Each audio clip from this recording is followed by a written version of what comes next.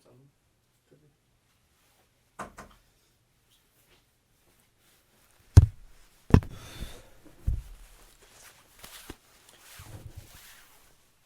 Hello, good evening friends. देखो, आज का जो हमारा टॉपिक होगा वो होगा GOC, journal organic chemistry. GOC, journal organic chemistry. ठीक है, तो एक बार बता दो भाई, सभी एक बार ऑनलाइन आ गए हैं क्या? ऑनलाइन आ गए होगे सभी लोग? गुड इवनिंग भाई सभी को, all of you good evening. ठीक है, सुगंधा, सौरभ, सुश्री, सौरभ, सिद्धार्थ, ऋचा, आशीष, आदित्य, प्रिंस, सचिन, दया, सबको गुड गुड इवनिंग। ठीक है, देखो आज की जो हमारा टॉपिक है वो जीओसी, जर्नल ऑर्गेनिक केमिस्ट्री। तो क्या होती है जर्नल ऑर्गेनिक केमिस्ट्री की, उससे पहले मैं थोड़ा सा ऑर्गेनिक केमिस्ट्री के बारे में बताना चाहता हूँ। ऑर्गेनिक केमिस्ट्री की अगर मैं बात करूं कि क्या क्या ऑर्गेनिक केमिस्ट्री के अंदर पढ़ना होता है, या मैं ये कहूं कि ऑर्गेनिक केमिस्ट्री में जितने भी टॉपिक होते हैं एक दूसरे टॉपिक से इंटरकनेक्ट होते हैं। मतलब आपकी फिजिकल केमिस्ट्री की बात करें या इनऑर्गेनिक केमिस्ट्री की बात करें, उनसे डिफरेंट होती है ऑर्गेनिक केमिस्ट्री थोड़ा, क्योंकि फिजिकल केमिस्ट्री में और इनऑर्गेनिक केमिस्ट्री में टॉपिक आपस में एक दूसरे से इंटरकनेक्ट नहीं होते हैं। मतलब आप एक टॉपिक अगर आपको नहीं आता है तो दूसरा टॉपिक आप इजीली समझ सकते हो, बट ऑर्गेनिक केमिस्ट्री में ऐसा नहीं है। ऑर्गेनिक केमिस्ट्री में आपको एक सीक्वेंस ढूंढना पड़ता है, एक सीक्वेंस बनाना पड़ता है। उसी सीक्वेंस के तहत अगर आप चलते हो तो ही आप ऑर्गेनिक केमिस्ट्री सीख सकते हो, वरना नहीं। जैसे आप डायरेक्ट नेम रिएक्शंस पढ़ने लग गए, कुछ नहीं समझ में आने वाला, चाहे कितना ही अच्छा टीचर हो वो आपको कुछ नहीं समझे, क्योंकि आप उसमें आपको उसका बेसिक पार्ट आता ही नहीं है। तो आप किसी भी कॉम्पिटिटिव जब एग्जाम की तैयारी कर रहे हो, चाहे वो नीट हो, जेई हो, जैम हो, नेट हो, गेट हो, किसी भी एग्जाम में की तैयारी कर रहे हो, जब भी ऑर्गेनिक केमिस्ट्री की शुरुआत होती है, स्टार्ट होती है, वो जीओसी से ही होती है। जीओसी में आप समझ गए होंगे कि ऑर्गेनिक केमिस्ट्री की एक तरह से जान होती है, मतलब उसका बेसिक पार्ट आपको आना चाहिए, जो क्या है, जीओसी। ठीक है, तो सबसे पहला जो टॉपिक हमें पढ़ना होता है वो जीओसी ही पढ़ना होता है। सबसे पहला टॉपिक जो हमें पढ़ते हैं वो जीओसी पढ़ते हैं, जर्नल ऑर्गेनिक केमिस्ट्री। उसके बाद अगर हम बात करें, मैंने कहा एक ऑर्गेनिक केमिस्ट्री के अंदर एक सीक्वेंस होना बहुत जरूरी होता है। तो सीक्वेंस होना, तो हमें टॉपिक वाइज किसी सीक्वेंस के तहत ही पढ़ने पड़ेंगे।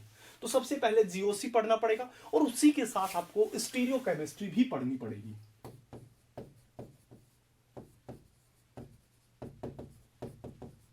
उसी के पैरेलल आपको स्टीरियो केमिस्ट्री भी पढ़नी पड़ेगी। आप कहोगे सर स्टीरियो केमिस्ट्री में क्या होता है, तो हम सीधा सा है कि किसी भी मतलब उसी किसी भी मॉलिक्यूल को हमें 3 डायमेंशनल स्ट्रक्चर के अंदर उसमें देखा जाता है, उनकी अरेंजमेंट को समझा जाता है, किसमें, स्टीरियो केमिस्ट्री में समझाया जाता है। मतलब आपको एक बेसिक स्टीरियो से एक डायनेमिक स्टीरियो तक आना चाहिए। अगर मैं जैम के बाल बच्चों से बात करूं तो उसमें डायनेमिक स्टीरियो जैम में नहीं है, नेट गेट में होती है डायनेमिक स्टीरियो। उसमें बेसिक स्टीरियो होती है जो आपको आनी चाहिए, जैसे एनाइंसोमर क्या है, ईपीमर क्या है, ये सभी आने चाहिए। डायस्टोमर क्या है, होमोमर क्या है, ये सब आइडेंटिकल किसको कहते, कौन से मॉलिक्यूल आइडेंटिकल होंगे, इस सब के बारे में पता होना चाहिए।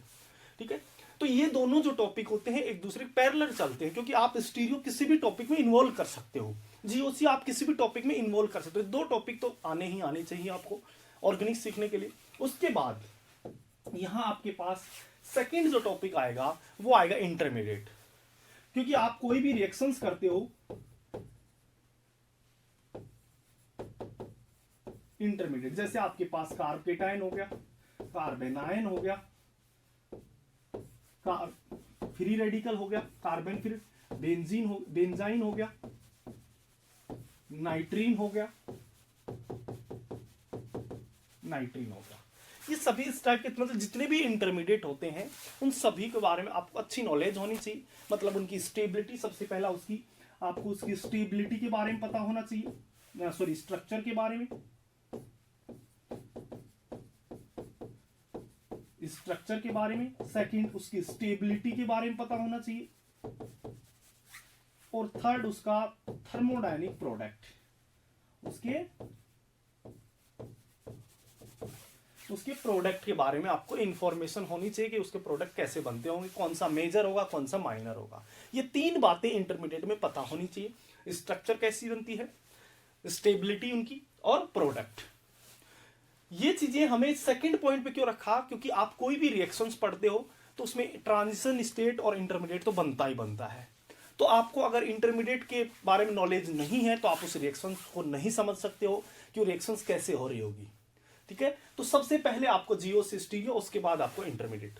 अगर मैं थर्ड पॉइंट की बात करूं, तीसरा, उसके बाद हमें कौन सा टॉपिक पढ़ना चाहिए, उसके बाद हमें पढ़ना पड़ता है तीसरे में बेसिक रिएक्शन मैकेनिज्म।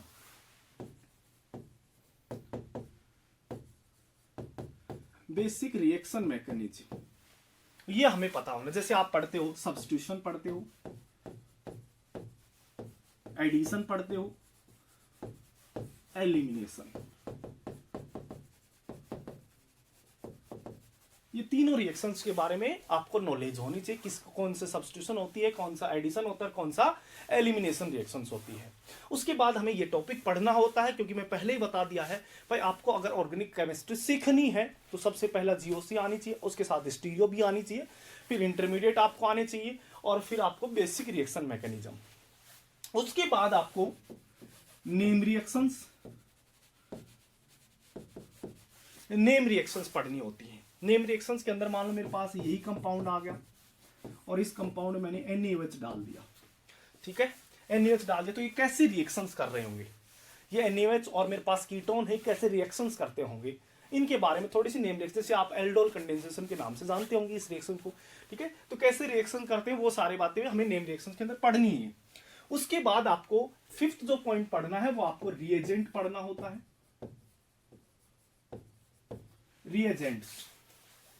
रिएजेंट्स का मतलब मेरे पास यहाँ रिएजेंट्स क्या होते हैं, जैसे मेरे पास कोई भी एल्कोहल हो गया, जैसे ये मैंने एल्कोहल ले लिया।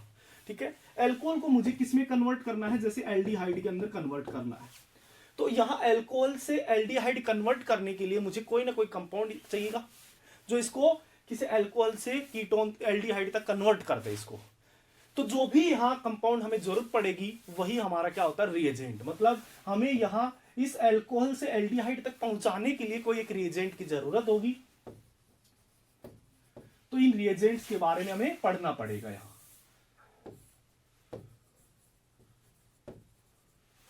रिएजेंट्स के बारे में पढ़ना पड़ेगा। और इसके बाद जो टॉपिक आएगा पढ़ना चाहिए वो होता है पेरिसाइक्लिक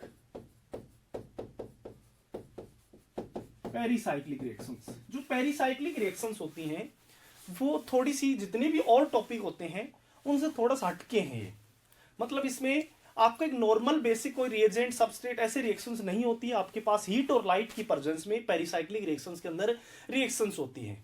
और इसका एक्सप्लेनेशन दिया जाता है वो एफएमओ अप्रोच से बताया जाता है। एफएमओ अप्रोच क्या होता है, फ्रंटियर मॉलिक्यूलर ऑर्बिटल से क्या होता है वो हम पेरिसाइक्लिक में डिस्कस करेंगे। तो ये इसको एक्सप्लेन जो करता है वो करता है FMO, frontier molecular orbital.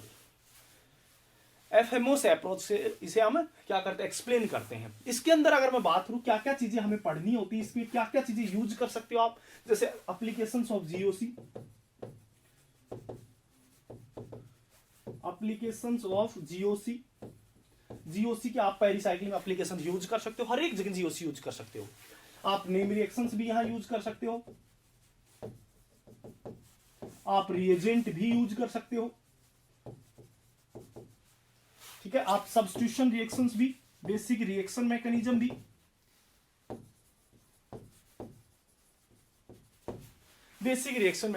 Use कर सकते हो। ये सारी बातें आपको यूज कर सकते हो इसके अंदर। ठीक है, तो ये हमारा होता है पेरिसाइक्लिक रिएक्शंस। इन सभी में पेरिसाइक्लिक रिएक्शन के अंदर ये सारे कॉन्सेप्ट आप यूज कर सकते हो। ठीक है, या एग्जामिनर यूज कर सकता है आपके पास। ठीक है, उसके बाद जो टॉपिक आता है वो आता है आपका हेट्रोसाइक्लिक रिएक्शंस। हेट्रोसाइक्लिक रिएक्शंस की अगर मैं बात करूं तो कोई भी आपके पास कोई हेट्रो एटम दिया हो तो किसी भी रिंग के अंदर उसमें सब्स्टिट्यूशन क्या होता है, एडिशन करवा सकता है, आपका ऑक्सीडेशन रिडक्शन रिएजेंट यूज कर सकते हैं, तो वो हेट्रोसाइक्लिक कंपाउंड में आपको पढ़ा सकते हो आप। ठीक है, उसके बाद यहां 8 पे नेचुरल प्रोडक्ट्स,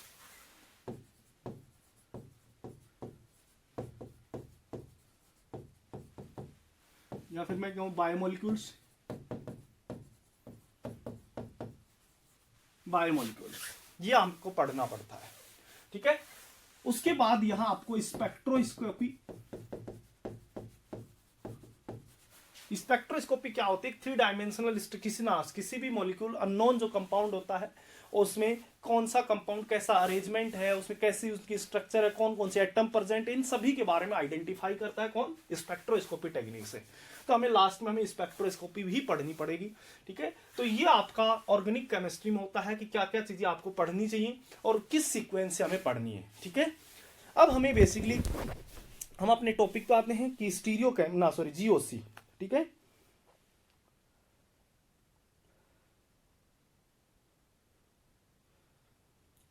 कैमरे का फोकस सही नहीं है कि भाई 1 मिनट रुक जाओ तो फिर, ठीक है, 1 मिनट रुक जाओ।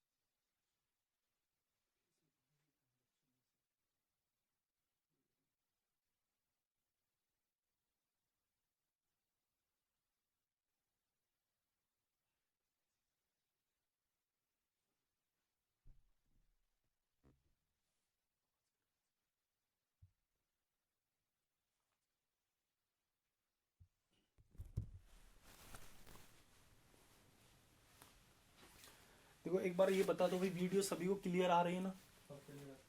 सभी को क्लियर आ रही है क्या?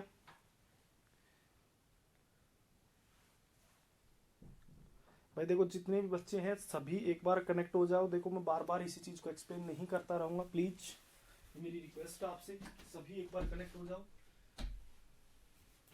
ठीक है। अभी तक मैंने कोई कुछ स्टार्ट नहीं किया है, मैंने सिर्फ इतना बताया है क्योंकि जीओसी बेसिक टॉपिक होता है, ऑर्गेनिक की शुरुआत होती है जीओसी से। तो इतना बताया है मैंने कि भाई ऑर्गेनिक केमिस्ट्री पढ़ते हो तो एक दूसरे से टॉपिक इंटरकनेक्ट रहते हैं, कि आप ये नहीं कि आप कोई भी टॉपिक स्टार्ट कर सकते हो अपनी मर्जी से, आपको एक सीक्वेंस के तहत चलना पड़ता है। और वो सीक्वेंस मैंने बताया कि भाई कौन सा टॉपिक कब पढ़ा जाता है, कैसे आपको सीक्वेंस पढ़ना चाहिए, अप्रोच कैसी करनी चाहिए ऑर्गेनिक सीखने के लिए। जिसको भी ऑर्गेनिक अच्छी करनी है वो इसी अप्रोच से आपको फॉलो करना चाहिए, ठीक है। मैं इतनी बात कहा है, ठीक है। तपस बुक पढ़ने का अभी टाइम नहीं है, अभी तू पहले सीख तो ले, बुक से क्या कर लेगा बता, कोचिंग ज्वाइन नहीं करता बुक पढ़ता तो, ठीक है। तो एक बार पहले मैं पढ़ा देता हूँ, उसके बाद तू जो कहेगा वो 50 बुक बता दूंगा, पढ़ता रहना है पूरी साल, ठीक है। ठीक है तपस, एक बार भाई मुझे पढ़ा लेने दे, ठीक है। नहीं अमरजीत, मैं कोई सारे ऑर्गेनिक केमिस्ट्री के कई सारी फैकल्टी हैं, वो सारी पढ़ाएंगे आपको, जो टॉपिक जिसको भी अलाउट हुए हैं वो, ठीक है।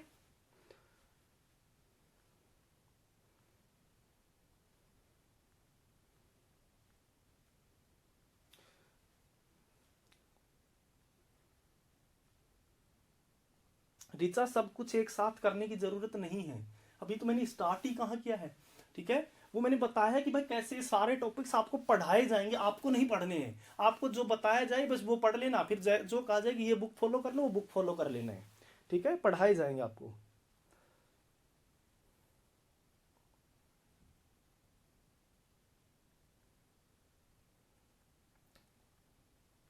ओके ओके भाई, सभी को जिसका भी देखो, जितने भी बच्चे हैं उन सभी को साउंड क्लियर आ रहे हैं, मोस्टली बच्चों का जैसे मेरे पास मैसेज आ रहे हैं, तो जिसका नहीं आ रहा है वो एक बार अपने वापस रिफ्रेश कर ले, बंद करके वापस उसको ओपन कर ले, आ जाएगा, ठीक है। ओके सभी,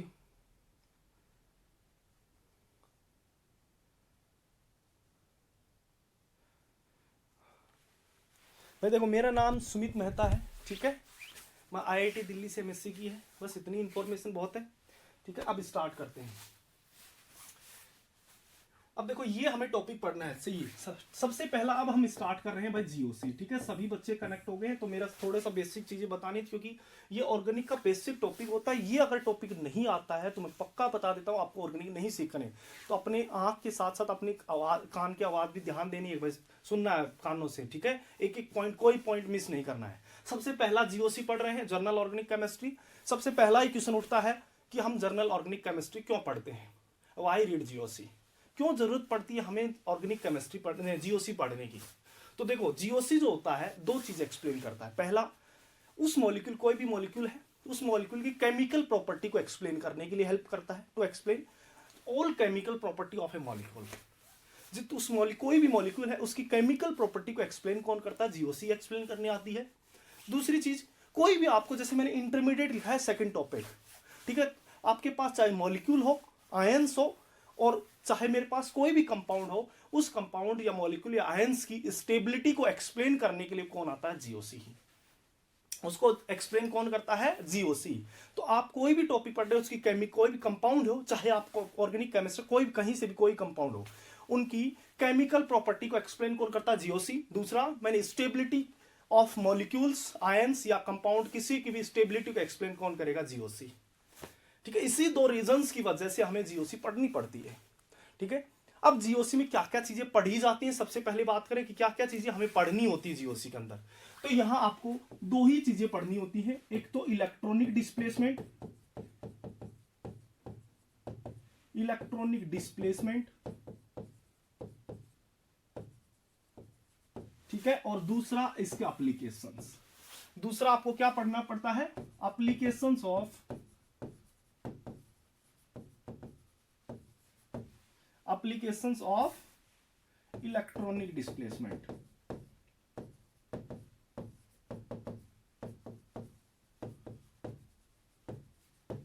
ठीक है। ये दो चीजें आपको पढ़नी होती है।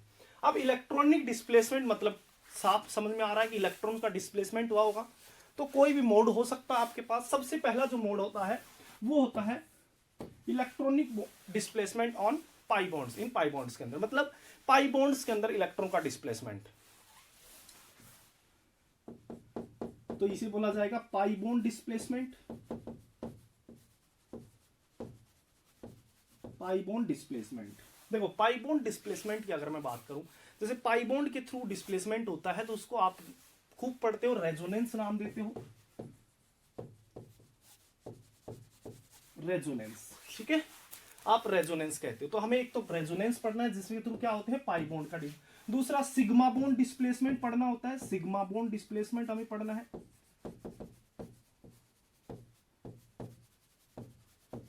दूसरा हमें क्या पढ़ना है, सिग्मा बॉन्ड डिस्प्लेसमेंट।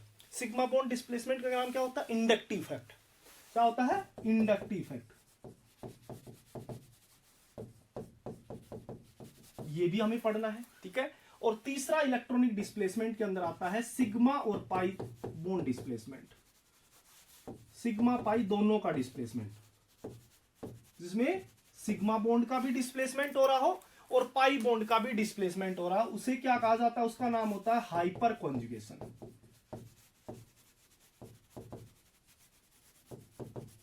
उसको आप क्या कहते हो भाई, हाइपर कॉन्जुगेशन, ठीक है। एक मिनट रुक जाना भाई, उसका नाम क्या होता है, हाइपर कॉन्जुगेशन, ठीक है। तो इलेक्ट्रॉनिक डिस्प्लेसमेंट हमें तीन पढ़ने हैं। अगर मैं बात करूं एप्लीकेशंस ऑफ इलेक्ट्रॉनिक अप्रोच, तो इसमें सबसे पहले आपको एरोमेटिसिटी पढ़ना है। इस एप्लीकेशंस के अंदर एरोमेटिसिटी पढ़ना पड़ेगा। उसके बाद आपको इसके अंदर एसिड बेस केमिस्ट्री,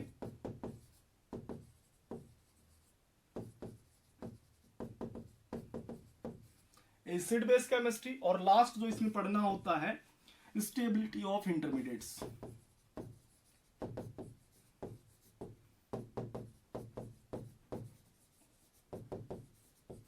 ये हमें पढ़ना होता है। तो ये चीजें हमें जीओसी के अंदर इतनी सारी इंफॉर्मेशन हमें कलेक्ट करनी है, एक एक करके हम सारी चीजें इसको पढ़ने की कोशिश करेंगे। ठीक है, तो सबसे पहला हम स्टार्ट करते हैं पाई बॉन्ड का डिस्प्लेसमेंट। ठीक है, तो सबसे पहला हम बात करेंगे पाई बॉन्ड डिस्प्लेसमेंट। देखो पाई बॉन्ड डिस्प्लेसमेंट कहूं या रेजोनेंस एक ही है, तो सबसे पहला हम स्टार्ट करें भाई रेजोनेंस। ठीक है, ऊपर देख लेता हूं भाई किसी कोई पूछना तो नहीं है इस चीज से रिलेटेड। अरे रीचा वो बायो इनऑर्गेनिक भी चल रहा है। ठीक है, ये आपको जेम प्लस नेट प्लस गेट तीनों का है। ठीक है, बायो इनऑर्गेनिक भी साथ के साथ चलती रहेगी वो। ठीक है रीचा, वो आएगी लेक्चर, 2 लेक्चर हुए हैं शायद उसके, तो वो भी चल रही है। ठीक है, वो जेम गेट नेट प्लस गेट का है। ठीक है, ये जेम नेट गेट तीनों का है। ठीक है, तो उसके भी साथ के साथ पैरेलल चलेंगी, बायो इनऑर्गेनिक भी और जीओसी दोनों चलेंगे साथ के साथ। ठीक है, तो वो रुकी नहीं है, वो चलती रहेंगी आपकी। ठीक है, देखो रेजोनेंस की बात करते हैं। सबसे पहले अगर रेजोनेंस की मैं बात करूं, क्या होता है सबसे पहले रेजोनेंस। देखो रेजोनेंस सबसे पहले पढ़ाई क्यों जाता है, वाई रीड रेजोनेंस, क्यों हम रेजोनेंस पढ़ते हैं। तो पहला क्वेश्चन तो हमें यही जानना जरूरी हो जाता है कि रेजोनेंस क्यों पढ़ते हैं। क्वेश्चन मार्क, हमें ये चीज पढ़नी है कि रेजोनेंस क्यों पढ़ते हैं भाई, क्या जरूरत पड़ी ऐसी ऑर्गेनिक केमिस्ट्री की, रेजोनेंस बिना काम नहीं चल सकता भाई। दूसरी, कैसे रेजोनेंस को देखेंगे, रेजोनेंस कैसे होगा, कहां चेक होगा, मतलब कहां देखेंगे रेजोनेंस, तो हाउ रेजोनेंस अकर, हमें हाउ से, तो हमें जानना पड़ेगा कि कहां कहां रेजोनेंस होगा, कैसे रेजोनेंस होगा, ये भी जानना होगा। तीसरा पॉइंट हमें ये भी जानना होगा कि कहां कहां रेजोनेंस होगा, वेयर रेजोनेंस अकर, कहां रेजोनेंस होगा। तीसरा हमें ये भी जानना पड़ेगा कि वेयर, कि भाई कहां रेजोनेंस मिलेगा, हमें किस कंपाउंड में रेजोनेंस, हम कहेंगे भाई इसमें रेजोनेंस हो रहा है, किस में नहीं हो रहा है। तो इन तीनों अगर पॉइंट्स का मुझे जवाब मिल जाएगा तो मैं कहूंगा मुझे रेजोनेंस पढ़ने की जरूरत है, वरना नहीं है जरूरत। ठीक है ना, तो यहां सबसे पहला अगर मैं पॉइंट की बात करें कि वाही रेजोनेंस, यहां कि वाही रीड रेजोनेंस, क्यों हम रेजोनेंस पढ़ते हैं। तो देखो यहां सबसे पहले बात करते हैं वाही read resonance.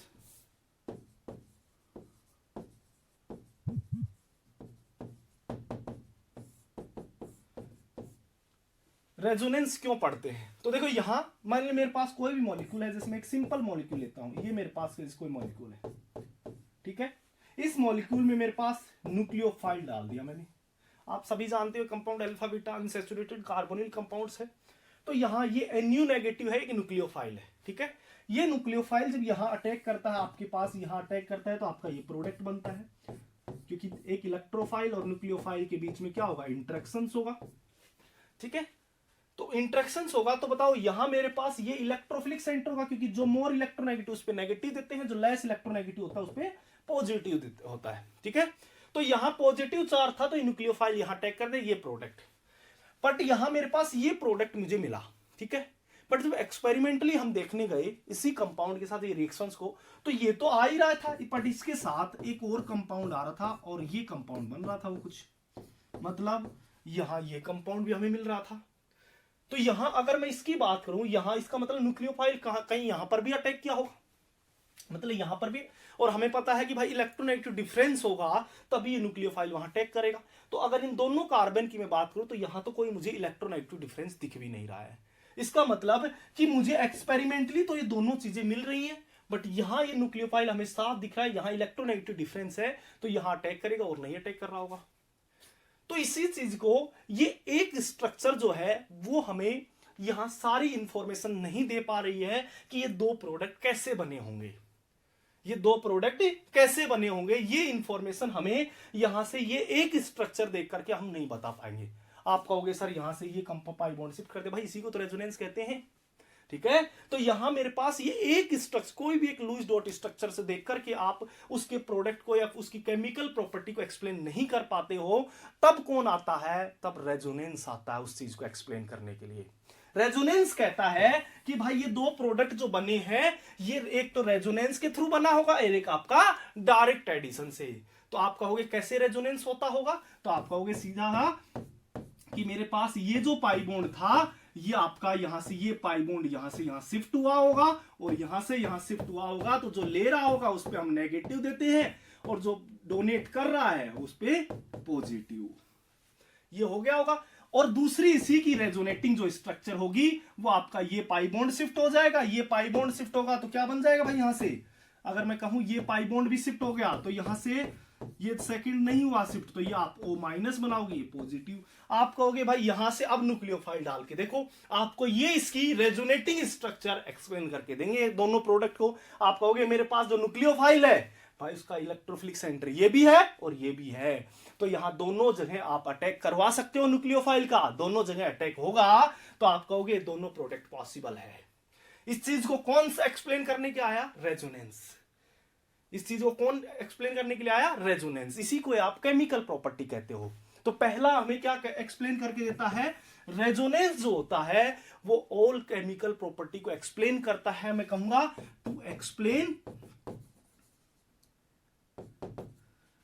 Explain all chemical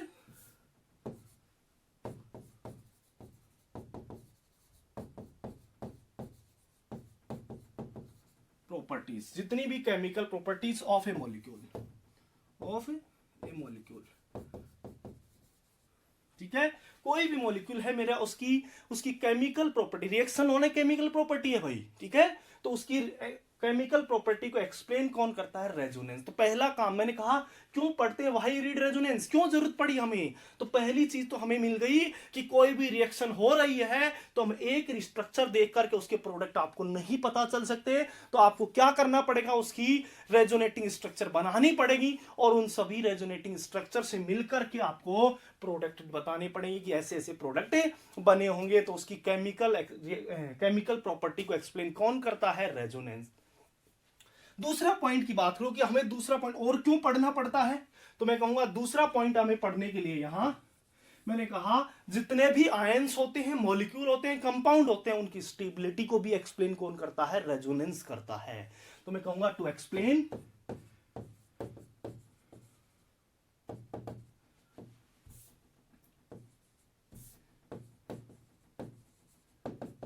stability of molecules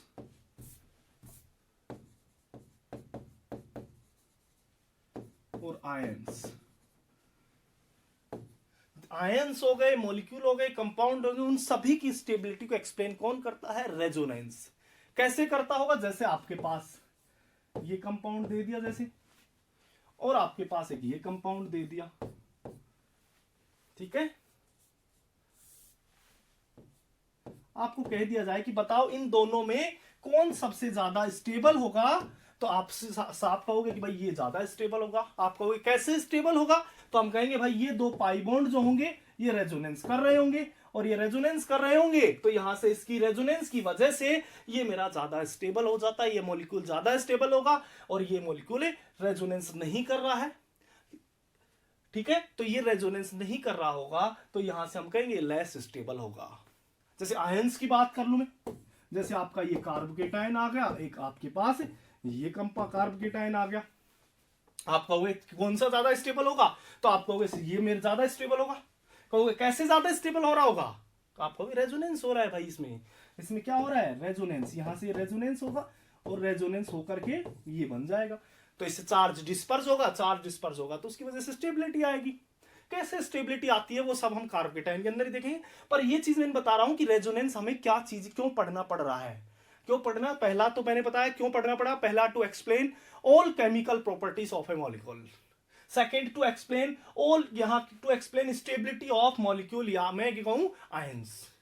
कोई भी आपके पास मॉलिक्यूल है या आयंस है, उसकी स्टेबिलिटी को एक्सप्लेन करने के लिए भी कौन आता है, रेजोनेंस आता है, ठीक है। अब यहां से हमें एक चीज की इंफॉर्मेशन मिल चुकी है, जो मैंने कहा था हमें 3 चीजों की इंफॉर्मेशन चाहिए। पहला, वाही रीड रेजोनेंस, क्यों रेजोनेंस पड़ता है। दूसरा, हाउ रेजोनेंस अक्कर, कैसे रेजोनेंस होगा। तो हमें पहली इंफॉर्मेशन यहां से मिल चुकी है कि वाही रीड रेजोनेंस की रेजोनेंस हमें क्यों पढ़ते हैं। तो मैंने कहा 2 चीजों की वजह से पढ़ते हैं। पहला, to explain all chemical property of a molecule. Second, हमें क्या बताया मैंने, to explain stability of a molecule और आयंस। इन दोनों पॉइंट्स की वजह से हमें रेजोनेंस पढ़ना पड़ा। सेकंड, हमें यहां सेकंड पॉइंट हमें देखना है, सेकंड हमें यहां क्या देखना है कि हाउ रेजोनेंस अक्कर, कैसे रेजोनेंस होता हो। क्योंकि कह दिया जाओगे कि भाई सर आपने तो बता दिया रेजोनेंस होता, पर कैसे होता होगा रेजोनेंस। तो हमें यह भी जानना जरूरी होगा कि how resonance occur,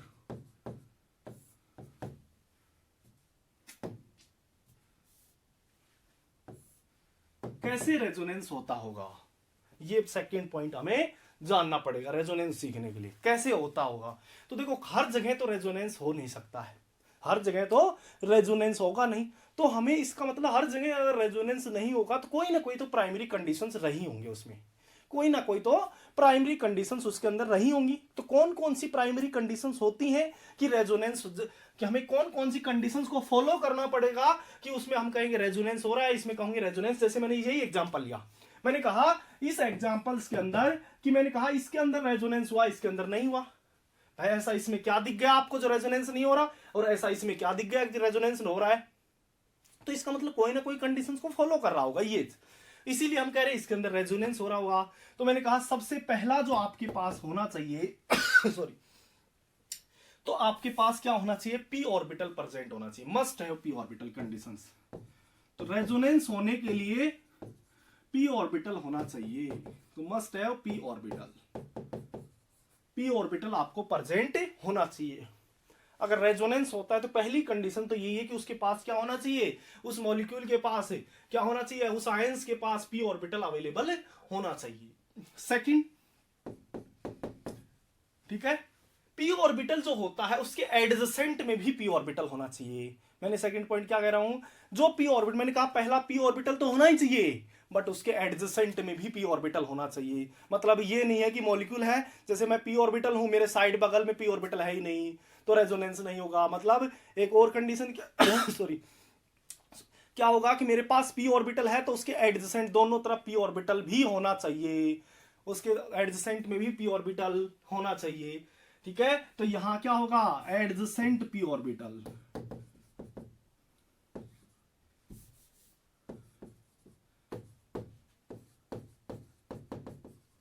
adjacent P orbital भी अवेलेबल होना चाहिए। ठीक है, अब देखो यहां तीसरी कंडीशंस रेजोनेंस होने के लिए, तीसरी कंडीशंस क्या होनी चाहिए कि दोनों जो मेरे पास, मैं जिस पी ऑर्बिटल में हूं मेरे अगल बगल वाले भी क्या होने चाहिए, सेम प्लेन में होने चाहिए। मतलब मेरे पास मेरे अगल बगल में मेरे दोस्त होंगे तो मेरे दोस्त ही होने चाहिए, मेरे दुश्मन नहीं होने चाहिए। अगर दुश्मन हुए तो फिर वहां से क्या नहीं होगा, अच्छा कॉम्बिनेशन नहीं बन पाएगा। तो इसका मतलब ये पी ऑर्बिटल कहता है कि जो मेरे पास पी ऑर्बिटल है और मेरे अगल बगल में मेरा मतलब मेरा एडजेसेंट में पी ऑर्बिटल है, वो क्या होने चाहिए, एक ही प्लेन में होने चाहिए। अगर डिफरेंट प्लेन में हुए तो रेजोनेंस नहीं करेंगे, चाहे उसके एडजेसेंट ही हो। पहली कंडीशंस पी ऑर्बिटल होना चाहिए, जैसे मैं पी ऑर्बिटल हो गया। दूसरी कंडीशंस मेरे अगल बगल में भी पी ऑर्बिटल होने चाहिए, एडजेसेंट पी ऑर्बिटल होना चाहिए। तीसरी कंडीशंस मतलब मेरे अगल बगल में जो खड़े हुए हैं जो दोस्त, वो दोस्त ही होने चाहिए, दुश्मन नहीं होने चाहिए। तो यहां तीसरी कंडीशंस क्या होगी, जो भी मेरे पी ऑर्बिटल है वो सभी एक ही प्लेन में होने चाहिए। तो यहां क्या होंगे, p orbital must be same plane, एक ही प्लेन के अंदर होने चाहिए। अगर वो पी ऑर्बिटल एक प्लेन में नहीं हुए तो रेजोनेंस नहीं होगा। ठीक है, तो यहां जैसे एक एग्जांपल के थ्रू आपको समझाता हूं। जैसे ये मेरे तीनों कंडीशंस को फॉलो करते हैं, जैसे मैंने अभी लिया ये एग्जांपल, यही एग्जांपल उठाता हूं, ये एग्जांपल जो आपके सामने रखा हुआ है। ठीक है, ये एग्जांपल कुछ ऐसा है भाई। ठीक है, ये बना हुआ है। ठीक है, अब इसी को ही मैं इसका हाइब्रिड की फॉर्म में लिख रहा हूं, इसी को ही। जैसे मेरे पास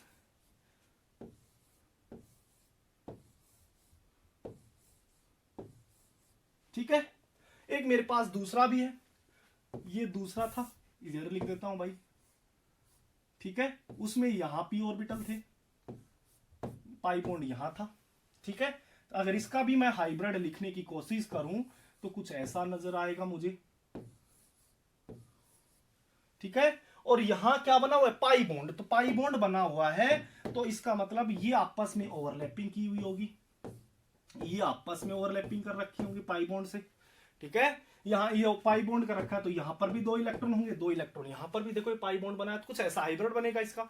इसकी बात करूंगा तो मैं कहूंगा यहां पर भी ये रेजोनेंस के मतलब यहां पाई बॉन्ड आपस में ओवरलैपिंग कर 2 इलेक्ट्रॉन होंगे, ये पाई बॉन्ड मैंने बना दिए 2 इलेक्ट्रॉन्स, कुछ ऐसा हाइब्रिड ऑर्बिटल दिखेगा मुझे।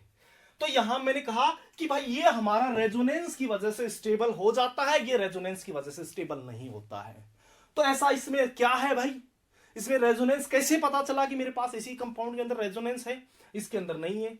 तो देखो यहां से अगर मैं बात करूं इस सिस्टम की, ये सिस्टम देखो मैंने कहा कोई ना कोई पी ऑर्बिटल होना चाहिए, पहली कंडीशन है, देखो यहां मस्ट है पी ऑर्बिटल, पी ऑर्बिटल होना चाहिए। तो देखो यहां पी ऑर्बिटल तो है, ठीक है, पी ऑर्बिटल है। अब उस पी ऑर्बिटल के बगल में भी क्या होना चाहिए, एडजेसेंट के भी क्या होना चाहिए, पी ऑर्बिटल होना चाहिए। तो देखो यहां मेरे पास ये है तो इसके बगल में ये रहा, इसके बगल में ये रहा, ये बगल में है, तो मतलब उसके अगल बगल में भी क्या है, पी ऑर्बिटल अवेलेबल है, यही तो है। ये तो आपस में बॉन्ड बनाए रखे हैं, तो ये पी ऑर्बिटल था तो इसके बगल में ये है और इसके बगल में ये है, तो इसके बगल वाला मतलब सेकंड कंडीशन को भी फॉलो कर रहा है। थर्ड कंडीशन क्या कहता है, सेम प्लेन में होने चाहिए, तो सेम प्लेन में होगा तो ये मेरा पी ऑर्बिटल अगर मैं मान लेता हूं कि मेरे पास पीएक्स ऑर्बिटल के अंदर है तो इसको भी पीएक्स में होना पड़ेगा, ये पीवाई में है तो इसको भी पीवाई में जाना पड़ेगा, ये पीजेड में है तो इसको भी पीजेड में जाना पड़ेगा।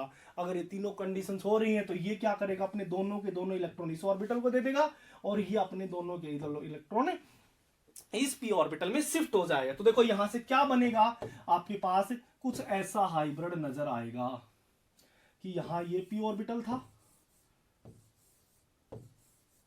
ठीक है। अब देखो यहां से वो क्या गया भाई, यहां से ये 2 इलेक्ट्रॉन जो थे ये शिफ्ट हुए और इस पी ऑर्बिटल में आ गए, और इसके साथ यहां से मेरे पास मतलब इस पी ऑर्बिटल की और इस पी ऑर्बिटल की दोनों की बॉन्डिंग हो गई है। 2 इलेक्ट्रॉन मिलकर के ये 2 इलेक्ट्रॉन जो ये 2 इलेक्ट्रॉन थे ये दोनों आपस में बॉन्डिंग कर ली। और इसकी अगर मैं बात करता हूं, ये 2 इलेक्ट्रॉन किसमें शिफ्ट हो गए हैं, यहां शिफ्ट हो गए हैं।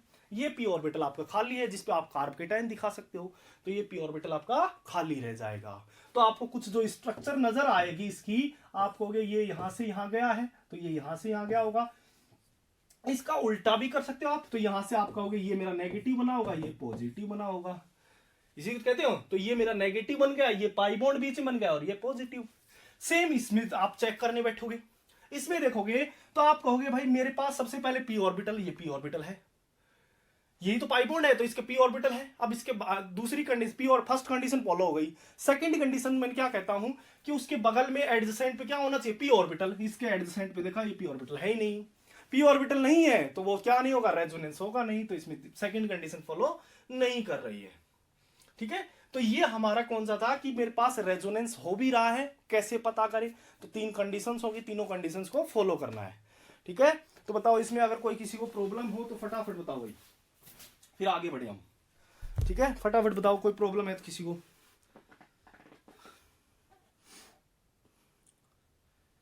रिचा गुड माइकल एडिसंस, अरे माइकल एडिसंस भी तो किसी तरह होता होगा रिचा, ठीक है, अच्छा है, चलो अच्छा क्या माइकल एडिसंस बताया था उन्हें, ठीक है। सर जैम की बायो इनऑर्गेनिक तो स्टार्ट नहीं हुआ है, चंदन नहीं हुआ है जैम की बायो इनऑर्गेनिक, ठीक है, जैम की बायो इनऑर्गेनिक स्टार्ट नहीं हुई है, ठीक है, करेंगे उसको भी स्टार्ट, ठीक है।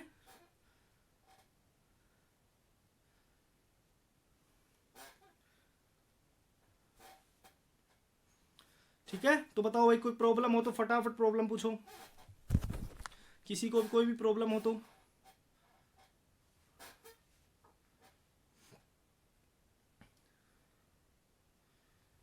सौरभ क्या कहना चाह रहा है, डबल बॉन्ड होगा ना सैंड में,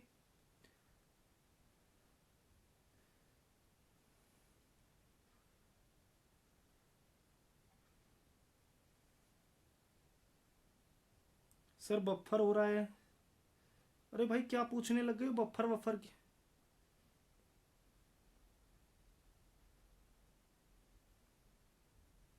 अच्छा रेड कलर यूज नहीं करना है कि ठीक है, आगे से रेड कलर यूज नहीं करेंगे भाई, no sir, all doubt clear, एक बार रिपीट कर दो भाई प्लीज, ये बता दिया करो क्या चीज रिपीट करनी है।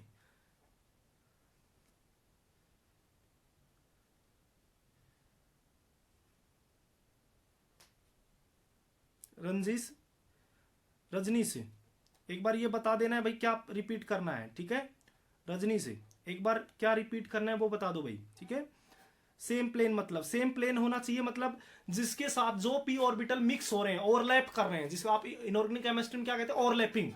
तो ओवरलैप कर रहे हैं जो भी दो पी ऑर्बिटल, क्योंकि मैंने कहा पाई बॉन्ड का डिस्प्लेसमेंट हो रहा है रेजोनेंस के अंदर भाई, क्या होता है, पाई बॉन्ड का डिस्प्लेसमेंट होता है। तो देखो ये पाई बॉन्ड, आप ये सिग्मा बॉन्ड है जो मैं लिख रहा हूं, ये सिग्मा बॉन्ड को हमें कुछ नहीं कहना है, सिग्मा बॉन्ड डिस्प्लेसमेंट नहीं होगा।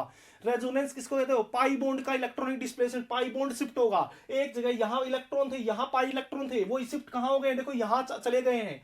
ये दो इलेक्ट्रॉन यहां थे इन दो पी ऑर्बिटल के बीच में, अब इन दो पी ऑर्बिटल के बीच में आ गए तो शिफ्ट हो गए पाई इलेक्ट्रॉन। ये दो इलेक्ट्रॉन इन दोनों का बीच में था, अब ये अकेले के पास आ गए, तो जो पाई इलेक्ट्रॉन थे वो शिफ्ट हो गए हैं। पी ऑर्बिटल सेम होने का मतलब आप ये कहो, अगर ये पी ऑर्बिटल पीएक्स में है तो इसको भी पीएक्स में होना पड़ेगा, इसको भी पीएक्स में होना पड़ेगा। सेम प्लेन का मतलब दो पीएक्स पीएक्स ऑर्बिटल मिक्स होंगे, दो पीवाई पीवाई ऑर्बिटल मिक्स होंगे, दो पीजेड पीजेड ऑर्बिटल मिक्स होंगे। ये नहीं होगा कि एक पीएक्स है दूसरा पीवाई है आपस में मिक्स हो जाए, ऐसा नहीं होगा, ठीक है ना। दोनों के बीच में कोई रेजोनेंस नहीं होगा। तो वो कहता है कि अगर मैं मान लो मेरे पास ये पी ऑर्बिटल है और उसके एडजेसेंट में भी पी ऑर्बिटल है, तो अगर दोनों एक ही प्लेन में होंगे तो ही मिक्स होंगे, मतलब ये अगर पीएक्स में है तो इस पी ऑर्बिटल को भी पीएक्स में ही होना पड़ेगा, तो ही मिक्सिंग पॉसिबल है, या ओवरलैपिंग कहेंगे हम उसको, ठीक है।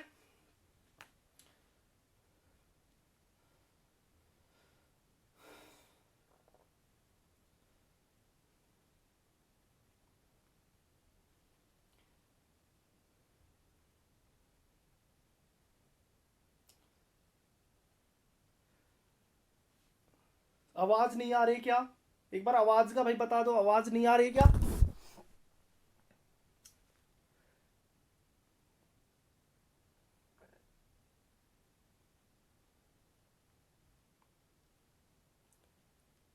भाई सभी बता दूंगा, अभी तो रेजोनेंस स्टार्ट हुआ, हमें यही चीज मैंने फर्स्ट क्वेश्चन ही बस इतना दिखा है, रेजोनेंस पढ़ना स्टार्ट ही कहाँ किया है, मैंने तो कहा कि रेजोनेंस पढ़ते क्यों है उस चीज के बारे में एक्सप्लेन कर रहा हूँ।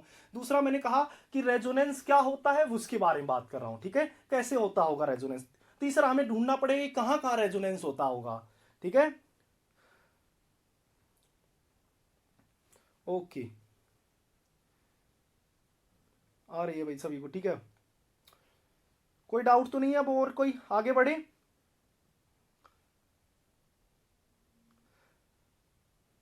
महिमा, मैं ये सारी चीजें बताऊंगा sir. Double bond unpaired P orbital के बीच में होगा ना सर जी। अभी अनपेयर्ड इलेक्ट्रॉन की मैंने बात ही नहीं की है, लोन पेयर की बात ही नहीं की है, वो उसका टाइप है, आगे पढ़ाऊंगा। तीसरा भी मैंने कुछ बात नहीं की है, आगे सब कुछ आएगा, टेंशन मतलब आगे की बातें मत पूछो। मैं जितना मैंने कहा है, जितना मैंने पढ़ा रहा हूं बस उतना बताओ, इतना आ गया समझ में। आपको सब कुछ आपको आगे पढ़ाया जाएगा। रेजोनेंस ये नहीं कि मैंने यही रोक दिया है, ठीक है। उसके एप्लीकेशन पार्ट सब चीज बताऊंगा मैं, ठीक है। हाइब्रिडाइजेशन कुछ अब जो जिसको जो कॉन्सेप्ट आता है वो सब भूल जाओ, जैसा मैं तुम्हें बता रहा हूं वैसा ही करना है, उसी पे चलना है, ठीक है। हाइब्रिडाइजेशन का भी कॉन्सेप्ट है, वो उसका एप्लीकेशन पार्ट में आएगा, वो मैं बता दूंगा, ठीक है। हाइब्रिडाइजेशन भी सिखाऊंगा कैसे चेक करते हैं, बहुत इंपॉर्टेंट टॉपिक है वो, हाइब्रिडाइजेशन कॉन्सेप्ट, रेजोनेंस के थ्रू हाइब्रिडाइजेशन कॉन्सेप्ट है।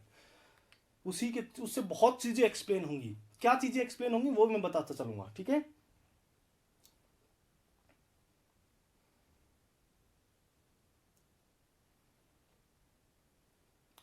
रिचा, मैंने कौन सी टेबल बना दी सर, आपने जो टेबल बनाई थी उसका इलेक्ट्रोमेरिक इफेक्ट क्यों नहीं लिखा था, कौन सी टेबल बना दी रिचा मैंने, अभी तक तो कोई टेबल नहीं बनाई, ठीक है। अब देखो मैं स्टार्ट कर रहा हूं, ओके।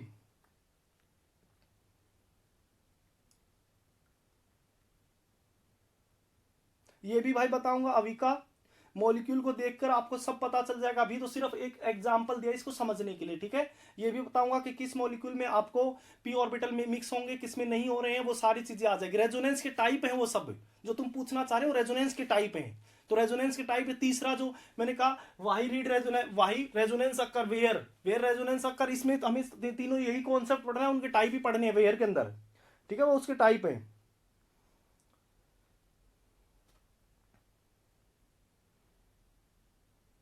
ये हम अभी तक नहीं ये बता नहीं सकते किसी भी कि कौन सा इलेक्ट्रॉन किस ऑर्बिटल के। मैंने एग्जांपल दिया है भाई कि ये हो सकता है, मान लो पीएक्स के अंदर है तो पीएक्स के साथ क्या करेगा, ओवरलैपिंग करेगा।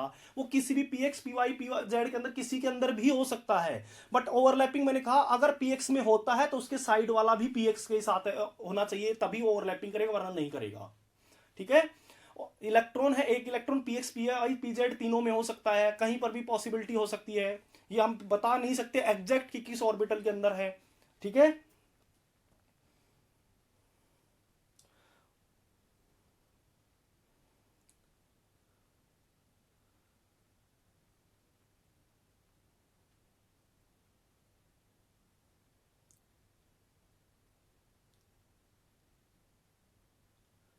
हाँ देखो अतिका, हर ये तीनों कंडीशंस फॉलो होनी चाहिए। एडजेसेंट पे पी ऑर्बिटल होने से जरूरी नहीं है कि वो रेजोनेंस करेगा, ये जरूरी नहीं है। आगे मैं इस चीज को गलत प्रूव कर दूंगा। मैंने कहा तीनों कंडीशंस फॉलो करती हैं तो ही रेजोनेंस होगा। तीनों में से एक कंडीशंस भी अगर फॉलो नहीं हुई तो रेजोनेंस नहीं होगा। ये तीनों कंडीशंस फॉलो होनी चाहिए, ठीक है। आगे मैं इस चीज को गलत प्रूव कर दूंगा। पी ऑर्बिटल भी होगा उस चीज के उसके पास, और उसके पास एडजेसेंट पी ऑर्बिटल होगा, पर भी वो रेजोनेंस नहीं करेगा क्योंकि तीसरी कंडीशन फॉलो नहीं करेगी, वो सेम प्लेन में नहीं होंगे। जो भी कंपाउंड के पास जो भी तीनों कंडीशंस फॉलो करेगा तभी उसके रेजोनेंस होगा। अगर एक भी कंडीशंस फॉलो नहीं हुई तो रेजोनेंस नहीं होगा। कैसे चेक करेंगे, सब आगे आएगा उसके टाइप्स के अंदर, वेयर के अंदर आएगा, ठीक है।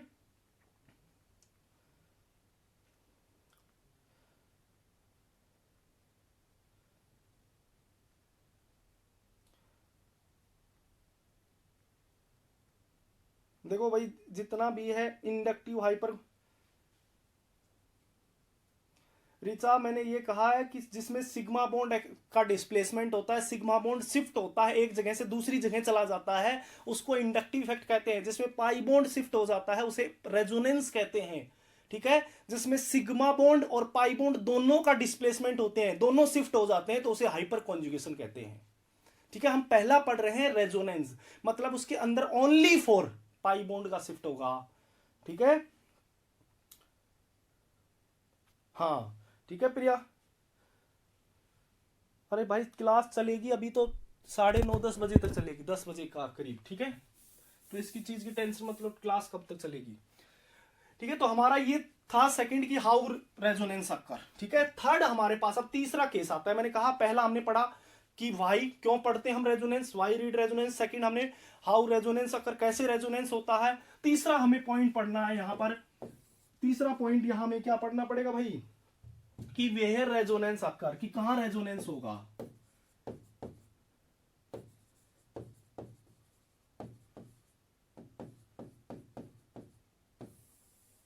ठीक है, कहां रेजोनेंस होगा, ठीक है।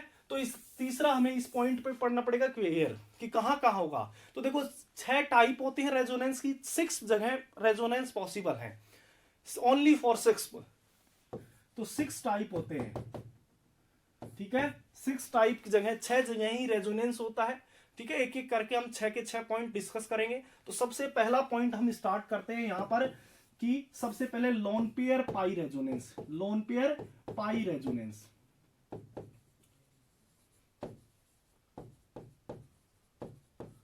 6 टाइप, जिसका भी जिसका कौन सा ऑर्बिट कहां अनपेड इलेक्ट्रॉन की बात कर रहे थे, सब इसमें आ जाएगा। हाइब्रिडाइजेशन कॉन्सेप्ट सब इसी में है, ठीक है। तो पहला हम टाइप यहां डिस्कस करने वाले हैं, हमें पढ़ना है कि कहां कहां रेजोनेंस होगा। तो मैंने कहा 6 जगह, 6 जगह, 6 टाइप होते हैं रेजोनेंस के, ठीक है। उसमें से फर्स्ट टाइप पढ़ा रहा हूं, lone pair pi bond resonance. मतलब एक सिस्टम ऐसा होगा कि यहां जैसे मेरे पास ये पाई बॉन्ड है और एक जैसे ये एटम है, तो इसके पास एक लोन पेयर है।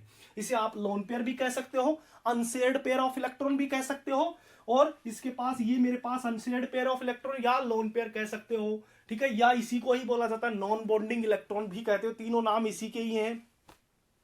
मैंने कहा कि मेरे पास क्या होना चाहिए, लोन पेयर होना चाहिए और पाई बॉन्ड उसका पहला टाइप है। तो देखो इसके पास ये लोन पेयर है और ये क्या है, इसके पास पाई बॉन्ड है। ये हमें पढ़ना है भाई सबसे पहला। देखो यहां तो लोन पेयर होगा, तो देखो यहां सबसे पहला इसका मैं थोड़ा सा हाइब्रिड बना लेता हूं ताकि आप इजीली क्लियर हो जाए आपको। देखो ये मेरे पास दो कार्बन है और एक कोई भी ए एटम है जिसके पास एक लोन पेयर है, तो ये इसके पास एक लोन पेयर हो गया भाई। इसमें 2 इलेक्ट्रॉन है तो 2 इलेक्ट्रॉन मैंने रख दिए, ठीक है। एक मेरा ये कार्बन है और ये मेरे पास ये है, इन दोनों के बीच में ये पाई बॉन्ड बना हुआ है, ठीक है। इन दोनों के बीच में ये पाई बॉन्ड बना हुआ है यहां से, और इनके साथ 2 इलेक्ट्रॉन है, ठीक है। ये आपका इसका हाइब्रिड बन गया।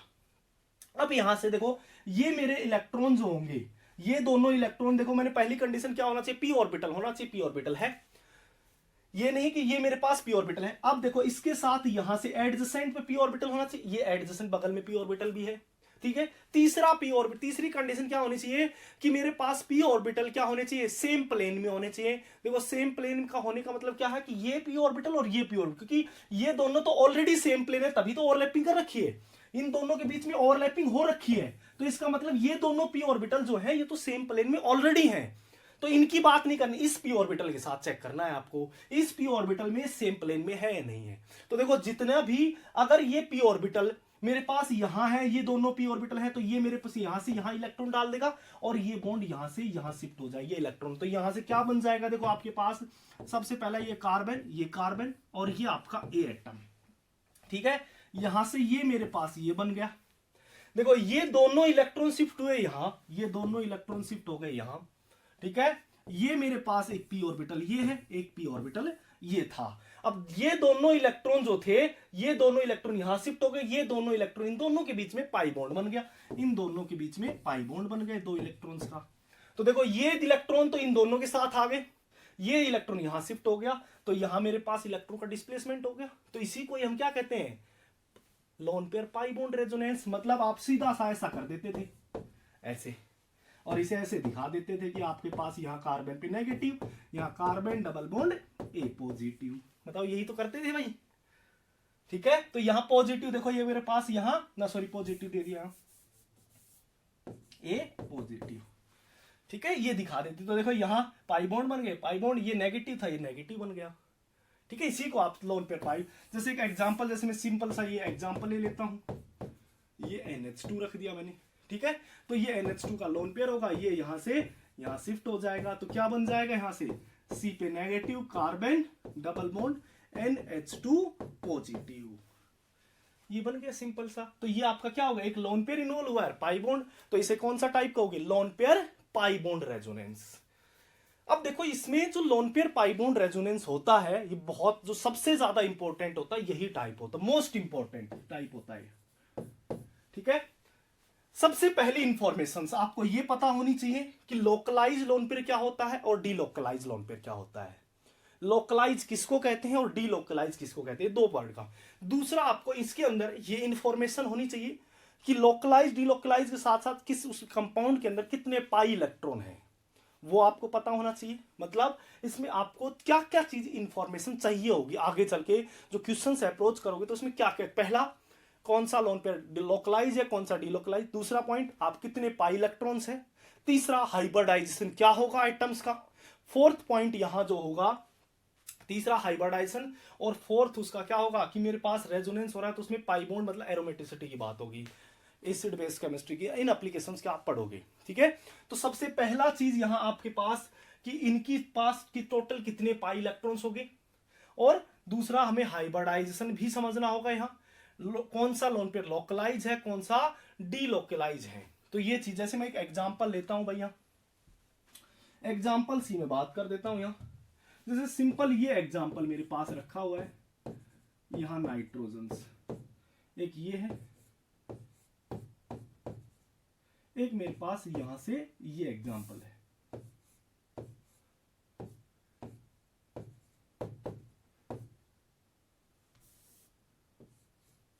ये आपके पास ये 2 एग्जांपल लिए मैंने। इन दोनों एग्जांपल्स के अंदर मुझे एक चीज समझना है कि इसमें सबसे पहले लोकलाइज लोन पेयर किसको कहोगे, डीलोकलाइज किसको कहोगे। तो देखो यहां मेरे पास एक लोन पेयर है, ये लोन पेयर, इसके बगल में ये पाई बॉन्ड होगा, ये पाई बॉन्ड होगा तो यहाँ रेजोनेंस होगा, रेजोनेंस हुआ तो मेरे पास यहाँ कितने होंगे, नाइट्रोजन पे H है, ये मेरा पास यहाँ क्या हो गया भाई, नेगेटिव चार्ज, और ये आपका कहोगे पॉजिटिव चार्ज। तो देखो यहाँ कितने इलेक्ट्रॉन का डिस्प्लेसमेंट हुआ है, तो 2 इलेक्ट्रॉन थे नाइट्रोजन के पास लोन पेयर और 2 पाई बॉन्ड, टोटल कितने हो गए, 4 इलेक्ट्रॉन्स, 4 पाई इलेक्ट्रॉन्स हो गए, 4 पाई इलेक्ट्रॉन्स। क्या ये लोन पेयर यहां रेजोनेंस में है, पहली कंडीशन पी ऑर्बिटल है, बिल्कुल है पी ऑर्बिटल, ठीक है, इस पाई बॉन्ड के दोनों के पास है, इसके पास भी पी ऑर्बिटल है। दूसरा एडजेसेंट पे पी ऑर्बिटल होना चाहिए, एडजेसेंट यहां कार्बन पी ऑर्बिटल है ही नहीं, क्योंकि कार्बन की 4 वैलेंस है ना, तो 2 हाइड्रोजन जुड़े हुए हैं, 2 सिग्मा बॉन्ड, तो कार्बन पे वैकेंट ऑर्बिटल है ही नहीं, पी ऑर्बिटल नहीं है, पी ऑर्बिटल नहीं है खाली, तो इसका मतलब यहां रेजोनेंस नहीं हो रहा, और रेजोनेंस नहीं हो रहा तो यहां टोटल कितने इलेक्ट्रॉन होंगे, 2 पाई इलेक्ट्रॉन ही, ठीक है। आप कहोगे यहां मेरे पास पाई इलेक्ट्रॉन कितने हो गए, 4, और यहां कितने काउंट करोगे, 2। अब देखो जो भी लोन पेयर रेजोनेंस करता है, रेजोनेंस में इन्वॉल्व होता है, उसको एक नाम दिया जाता है डीलोकलाइज लोन पेयर, और जो भी लोन पेयर रेजोनेंस में पार्टिसिपेट नहीं करता है उसको नाम दिया जाता है लोकलाइज लोन पेयर, उसका नाम क्या होता है, लोकलाइज लोन पेयर। तो इसको क्या कहा जाता है, ये रेजोनेंस, जो रेजोनेंस में पार्टिसिपेट करते हैं उसे डीलोकलाइज लोन पेयर कहोगे, इसे क्या नाम दोगे, डीलोकलाइज लोन पेयर। और जो रेजोनेंस में पार्टिसिपेट नहीं कर रहा है तो इसे क्या नाम दोगे भाई, लोकलाइज लोन पेयर। इसे क्या कहो, जो रेजोनेंस में पार्टिसिपेट करते हैं उसे डीलोकलाइज, और जो रेजोनेंस में पार्टिसिपेट नहीं करते हैं उसे लोकलाइज लोन पेयर, ठीक है। जैसे आपके पास क्वेश्चन दे दिया जाए कि मेरे पास ये कंपाउंड है, यहां से ये OH है, यहां से ये मेरे पास OH है, कहा जाए कि इन दोनों के अंदर बताओ कौन सा, जो जैसे मेरे पास इस ऑक्सीजन है, जैसे OH की जगह मैं NH2 लगा देता हूं भाई, NH2 और OH कोई भी ले लो यहां, ठीक है, तो ये मेरे पास लोन पेयर है नाइट्रोजन के पास, ठीक है। तो ये जो लोन पेयर होगा ये रेजोनेंस करेगा, जो रेजोनेंस करेगा तो ये हम क्या कहेंगे, डीलोकलाइज लोन पेयर, ठीक है। और ये लोन पेयर रेजोनेंस नहीं कर रहा है क्योंकि इसके बगल में देखो यहां पी ऑर्बिटल है ही नहीं, पी ऑर्बिटल नहीं है, तो हम क्या कहेंगे, इसे लोकलाइज लोन पेयर, इसे क्या कहोगे, लोकलाइज लोन पेयर। अगर मैं यहां से काउंट करूं अब कितने पाई इलेक्ट्रॉन होंगे, तो देखो पाई इलेक्ट्रॉन काउंट करना मोस्ट इंपोर्टेंट है भाई। देखो 6 पाई इलेक्ट्रॉन तो ये है, ये आपस में एडजेसेंट है, तो ये रेजोनेंस कर रहे होंगे, हर एक पाई बॉन्ड के अंदर कितने इलेक्ट्रॉन होंगे, 2, तो यह 3 पाई बॉन्ड है तो 6 तो पाई इलेक्ट्रॉन ये हो गए, और 2 ये भी रेजोनेंस कर रहा है, तो टोटल यहां कितने पाई इलेक्ट्रॉन हो जाएंगे, 8 पाई इलेक्ट्रॉन। 2 तो लोन पेयर के इलेक्ट्रॉन हो गए और 6 इलेक्ट्रॉन जो आपके होंगे पाई बॉन्ड के हो गए, तो टोटल कितने इलेक्ट्रॉन का हो गए, यहां पर टोटल इलेक्ट्रॉन कितने होंगे, पाई इलेक्ट्रॉन 8 पाई इलेक्ट्रॉन्स होंगे। तो टोटल यहां कितने पाई इलेक्ट्रॉन्स होंगे भाई, 8 पाई इलेक्ट्रॉन्स होंगे, ठीक है।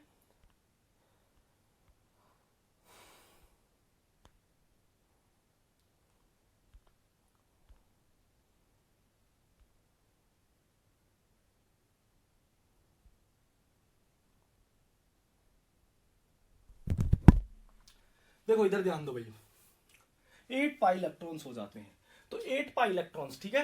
अब हमें नेक्स्ट चीज चाहिए होता है कि हाइब्रिडाइज, जैसे मेरे पास यहां मैं कंपाउंड, इस कंपाउंड की मैं बात करूं तो आपके लिए एक क्वेश्चन पूछ लेता हूं भाई, बताओ इस नाइट्रोजन का हाइब्रिडाइजेशन बताओ, और मेरे पास इस नाइट्रोजन का हाइब्रिडाइजेशन बताओ। इन दोनों नाइट्रोजन, जो मैंने स्टार कर दिए जो नाइट्रोजन, इन दोनों नाइट्रोजन का हाइड्रोजन, नाइट्रोजन 1 लिख रहा हूं और इसको नाइट्रोजन 2 लिख रहा हूं। बताओ नाइट्रोजन 1 का हाइब्रिडाइजेशन क्या होगा, नाइट्रोजन 2 का हाइब्रिडाइजेशन क्या होगा, फटाफट बताओ भाई आंसर क्या होगा, ठीक है, फटाफट बताओ क्या होगा आंसर।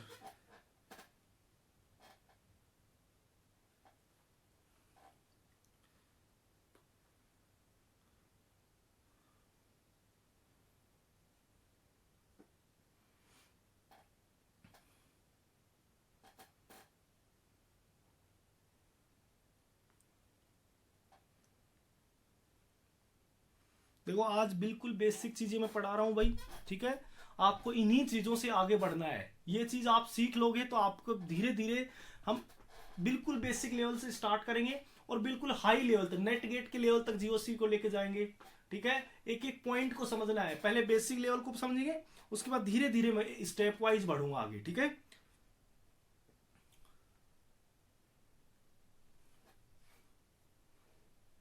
बताओ कौन कौन से ऑर्बिटल में होगा भाई, फटाफट बताओ।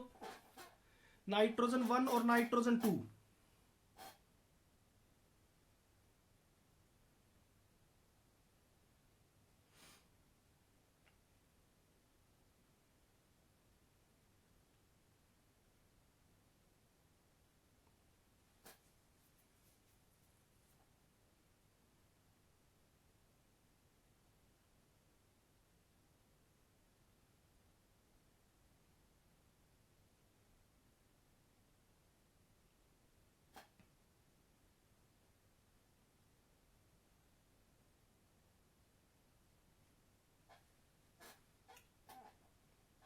अरे आवाज पहुंच रही है कि भाई आपके पास, सभी के पास?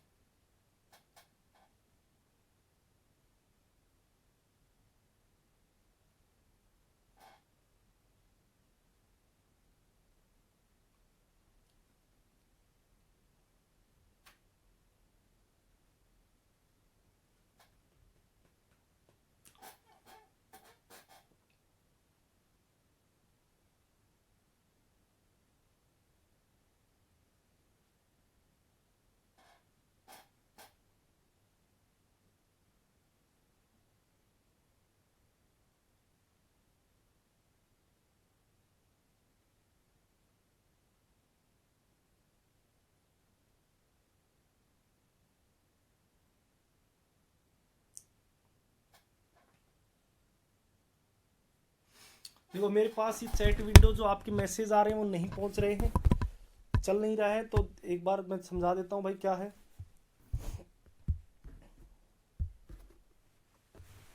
एक मिनट रुकना भाई, चल नहीं रहा है, इसमें आपके मैसेज नहीं पहुंच रहे मेरे पास।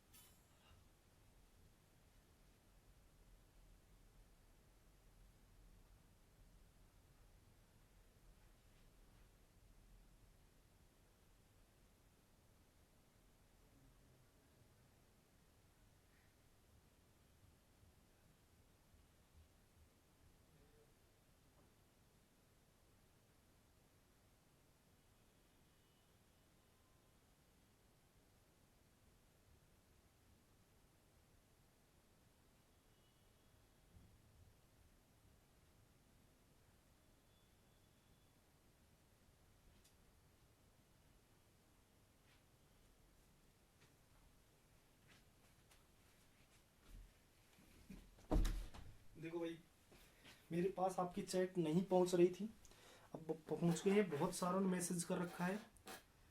sp2 sp3 फर्स्ट का sp3 only sp3 sp2 sp3 sp2 sp3 sp3 sp2 sp2 sp3, बहुत सारे मैसेज आए हुए हैं भाई, ठीक है। तो मोस्टली बच्चों ने फर्स्ट को sp2 बोला है और सेकंड को sp3 बोला है, फर्स्ट को sp2 और सेकंड को बोला है sp3, ठीक है। मोस्टली बच्चों ने यही बोला है। मैं ये हाइब्रिडाइजेशन का कॉन्सेप्ट समझाने वाला हूं कि इसका sp2 हाइब्रिडाइज होगा, sp3 होगा या sp होगा, क्योंकि यही जो टॉपिक है, मैं पहले ही बता दूं, मोस्ट इंपोर्टेंट है लोन पेयर पाई रेजोनेंस। कहां यूज होता है वो भी मैं बताऊंगा, कैसे यूज करना, आपको अप्लाई करना वो भी, उसके एप्लीकेशन पार्ट भी पढ़ाऊंगा। तो पहले इसको समझते हैं भाई। सबसे पहला ये टॉपिक आता है कौन सा, effect of resonance on hybridisation. Effect of resonance on hybridisation, hybridisation के ऊपर रेजोनेंस का इफेक्ट। सबसे पहला एक छोटी चीज में समझाता हूं, हाइब्रिडाइजेशन ही क्या होता है।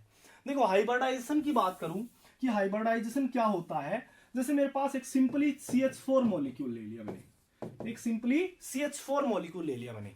आपको पता होगा इसकी स्ट्रक्चर जो होती है, इसका हाइब्रिडाइजेशन होता है sp3, इसकी जो स्ट्रक्चर होती है वो टेट्राहाइड्रल होती है, ज्योमेट्री जो होती है टेट्राहाइड्रल, ये केमिकल बॉन्डिंग में आपको पढ़ाया होगा। तो आपको कुछ इस टाइप की स्ट्रक्चर बनवाई होगी, इस टाइप की स्ट्रक्चर बनवाई होगी। और ये स्ट्रक्चर को, अगर इसी स्ट्रक्चर को मैं हाइब्रिड ऑर्बिटल बनाऊं तो मैं कहूंगा ये कार्बन के 4 ऑर्बिटल्स होंगे और उस ऑर्बिटल के साथ क्या जुड़ गया होगा भाई, हाइड्रोजन। उसके साथ क्या जुड़ गए होंगे, हाइड्रोजन। ये जो सर्किल बनाया है ये आपका क्या, हाइड्रोजन है। ये हाइड्रोजन से, तो ये कुछ स्ट्रक्चर बनेगी। अब देखो यहां से हमें पता है इस कार्बन और हाइड्रोजन के जो बीच में बॉन्ड बना हुआ है वो आपको पता है, केमिकल बॉन्डिंग के अंदर पढ़ाया होगा। कौन सा बॉन्ड होता है, कोवलेंट बॉन्ड होता है। कोवलेंट बॉन्ड होगा तो कोवलेंट बॉन्डिंग किसको कहते हैं, कि दो एटम आपस में मिक्स हो रहे हैं तो उन दोनों की शेयरिंग से इलेक्ट्रॉन बनेंगे, इक्वल शेयरिंग से।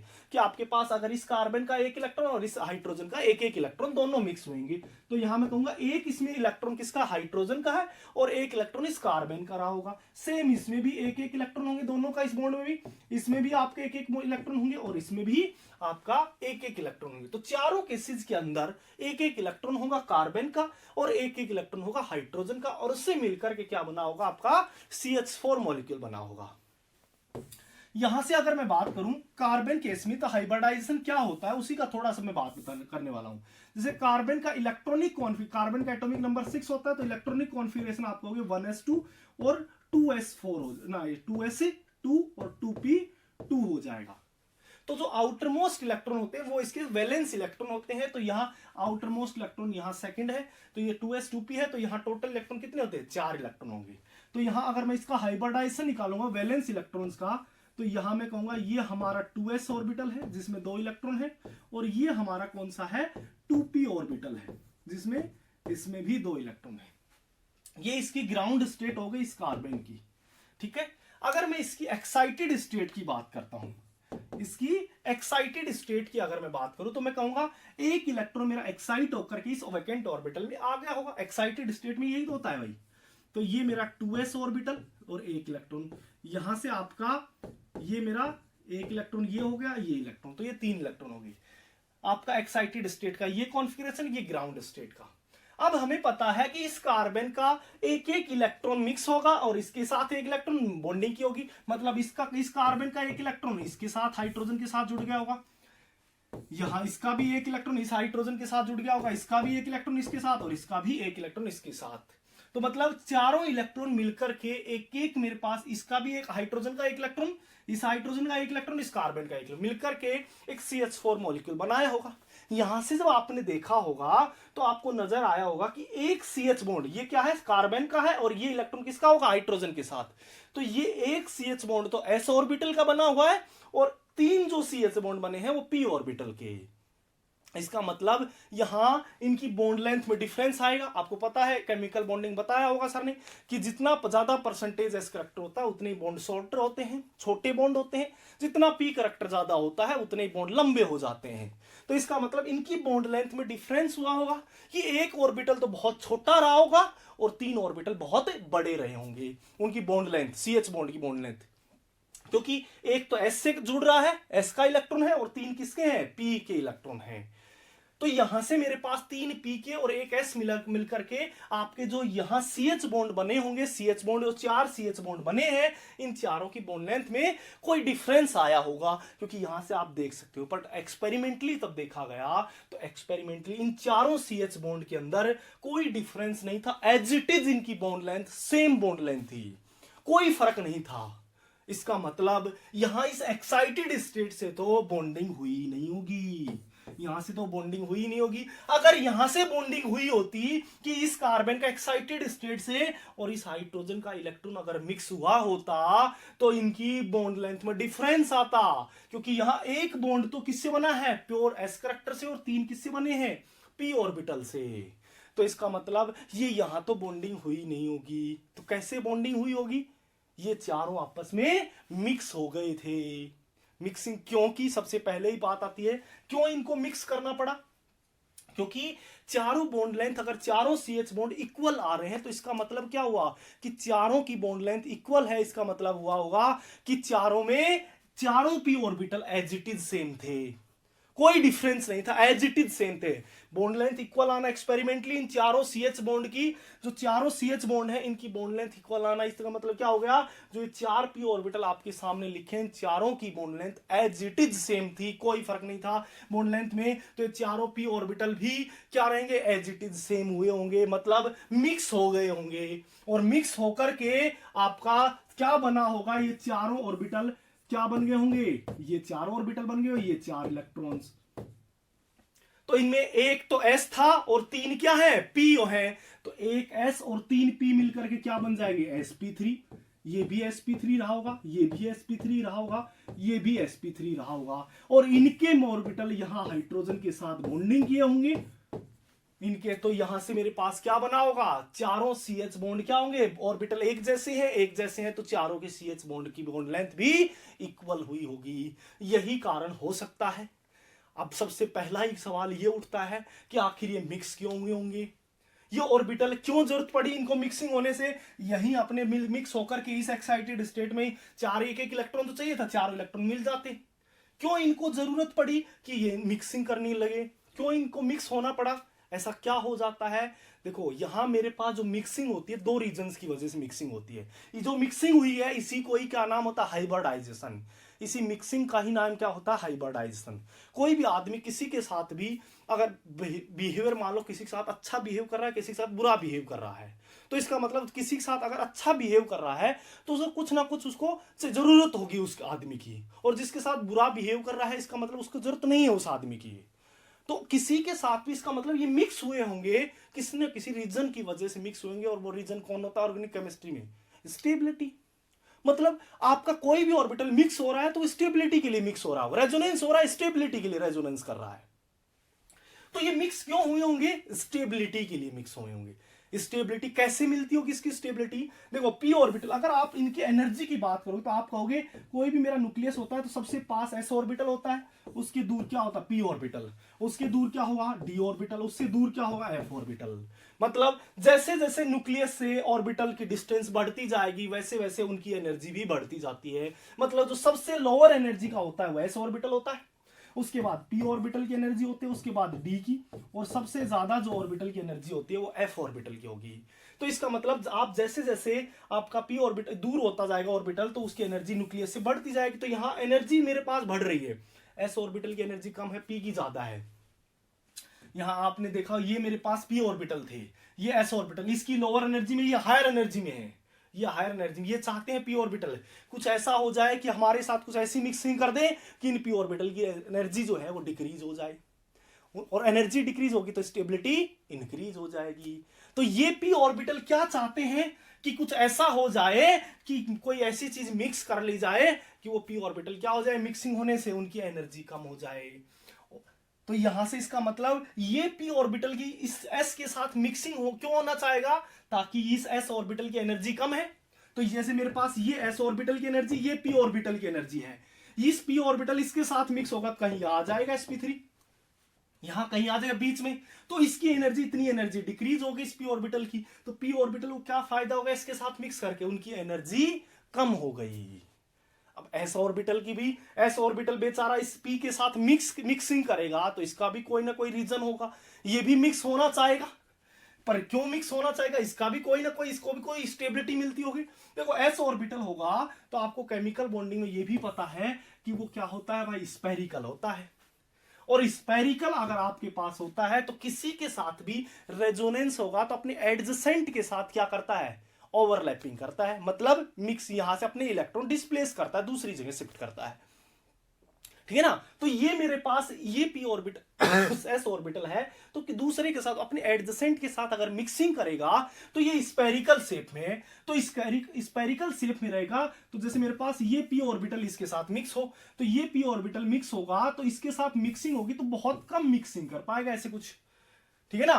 अगर मेरे 2 p ऑर्बिटल होते हैं तो 2 p ऑर्बिटल अच्छे से मिक्सिंग कर लेते हैं, तो इनकी मिक्सिंग ज्यादा अच्छी होती है p ऑर्बिटल की, या मैं कहूं ओवरलैपिंग नाम दिया जाता है, और अच्छे शब्द में कहूं तो इसको हम कहूंगा मेरा p ऑर्बिटल आपस में बहुत ही अच्छी ओवरलैपिंग करते हैं, जबकि 2 s ऑर्बिटल आपस में मिक्सिंग अच्छी नहीं करते हैं। तो ये क्या चाहता है, क्योंकि वहां आपको इनऑर्गेनिक केमिस्ट्री में जब मिक्सिंग का कॉन्सेप्ट, ओवरलैपिंग का कॉन्सेप्ट पढ़ाया होगा तो आपको कहा होगा कि कोई भी p ऑर्बिटल और s ऑर्बिटल मिक्स होते हैं तो 2 रीजन, पहला तो उसकी एनर्जी कम हो जाती है p, और दूसरा डायरेक्शनल, कि हर एक ऑर्बिटल क्या चाहता है, डायरेक्शनल होना चाहिए, क्योंकि p ऑर्बिटल तो डायरेक्शनल होते हैं कि एक ऑर्बिटल px में होता है, x और एक्सिस में होता है, एक आपका y एक्सिस में होता है, एक z एक्सिस में, जबकि s ऑर्बिटल तो हर एक जगह रहता है। उसे आप कहोगे x में सब जगह है, जबकि यहां मान लो ये मेरे पास एक्सिस है, ये पी एक्स एक्सिस है, तो ये पी ऑर्बिटल किस में होगा, पी एक्स ऑर्बिटल बन जाएगा। ये एक्स एक्सिस में तो पी एक्स ऑर्बिटल बन जाएगा। मतलब इसके साथ अगर मेरे पास ये पी ऑर्बिटल एक्स एक्सिस में है तो ये मेरे पास पी एक्स ऑर्बिटल हो जाएगा, और पी एक्स ऑर्बिटल में ही कोई दूसरा ऑर्बिटल आ जाए तो अच्छे से मिक्सिंग कर पाएगा।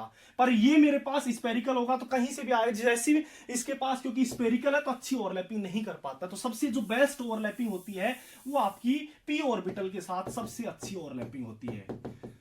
क्यों? क्योंकि ये डायरेक्शनल होता है, इसकी डायरेक्शन फिक्स होती है, या तो P orbital P x orbital में ही रहेगा, या तो वाई एक्सिस में रहेगा उसका ऑर्बिटल, या जेड एक्सिस में रहेगा। बताओ क्या एस ऑर्बिटल की डायरेक्शन फिक्स कर सकते हो? हम तो कहेंगे वो हर जगह मौजूद होगा, पी एक्स में भी होगा, पी वाई में होगा, पी जेड में भी होगा। बट ये अगर मान लो पी एक्स है तो पी एक्स में एक्स एक्सिस में है तो पी एक्स ऑर्बिटल होगा वो। ठीक है, तो यहाँ क्या दो रीजन कौन कौन से, तो डायरेक्शनल होना चाहेगा और दूसरा वो पी ऑर्बिटल की एनर्जी को कम करना चाहेगा। इसी दो रीजंस की वजह से कोई भी दो ऑर्बिटल मिक्स होते हैं। इन्हीं दो, पहला एनर्जी कम हो जाती है पी ऑर्बिटल की, दूसरा वो उनकी जो हाइब्रिडाइज यहां से उनका क्या हो जाता है, डायरेक्शनल कर देता है। क्योंकि आपका जो sp3 एक प्योर एस था तो वो स्पेरिकल था, जबकि जैसे इसमें पी करेक्टर आ गए तो उसकी डायरेक्शनल हो गया, वो डायरेक्शंस फिक्स होने लगे, उसकी डायरेक्शंस की तरफ ऑर्बिटल निकलने लग गए। ठीक है, तो यहां से हमें क्या चीज यहां से पता चली। अब देखो यहां से ये तो मेरा हाइब्रिडाइजेशन कॉन्सेप्ट था। अब इसी में मैं थोड़ा सा इन्वॉल्व कर रहा हूं किसको, रेजोनेंस को। रेजोनेंस का जैसे मैंने कहा मेरे पास क्या है, कोई ऑर्बिटल है C double bond CnH2, C double bond CnH2, ये हमें मेरे पास है। तो यहां से मेरे पास ये लोन पेयर है। ठीक है, इस नाइट्रोजन का अगर मुझे हाइब्रिडाइजेशन निकालना है, मुझे ये चेक करना है कि इसका हाइब्रिडाइजेशन क्या रहा होगा। हमें पता है इसका जो डायरेक्शन ये पी ऑर्बिटल है, यहां से ये पी ऑर्बिटल है, और यहां से मेरे पास ये नाइट्रोजन का ये पी ऑर्बिटल है। ये मेरे पास यहां से ये इलेक्ट्रॉन रहे होंगे। तो ये दो इलेक्ट्रॉन है, इसके साथ अगर रेजोनेंस कर रहा होगा, देखो यहां अगर मेरे पास यहां नाइट्रोजन की मैं बात करता हूं, नाइट्रोजन का एटॉमिक नंबर होता है 7। इसका इलेक्ट्रॉनिक कॉन्फ़िगरेशन की मैं बात करूं तो मैं कहूंगा 1s2 2s2 और 2p3 होता है भाई, 1s2 2s2 2p3।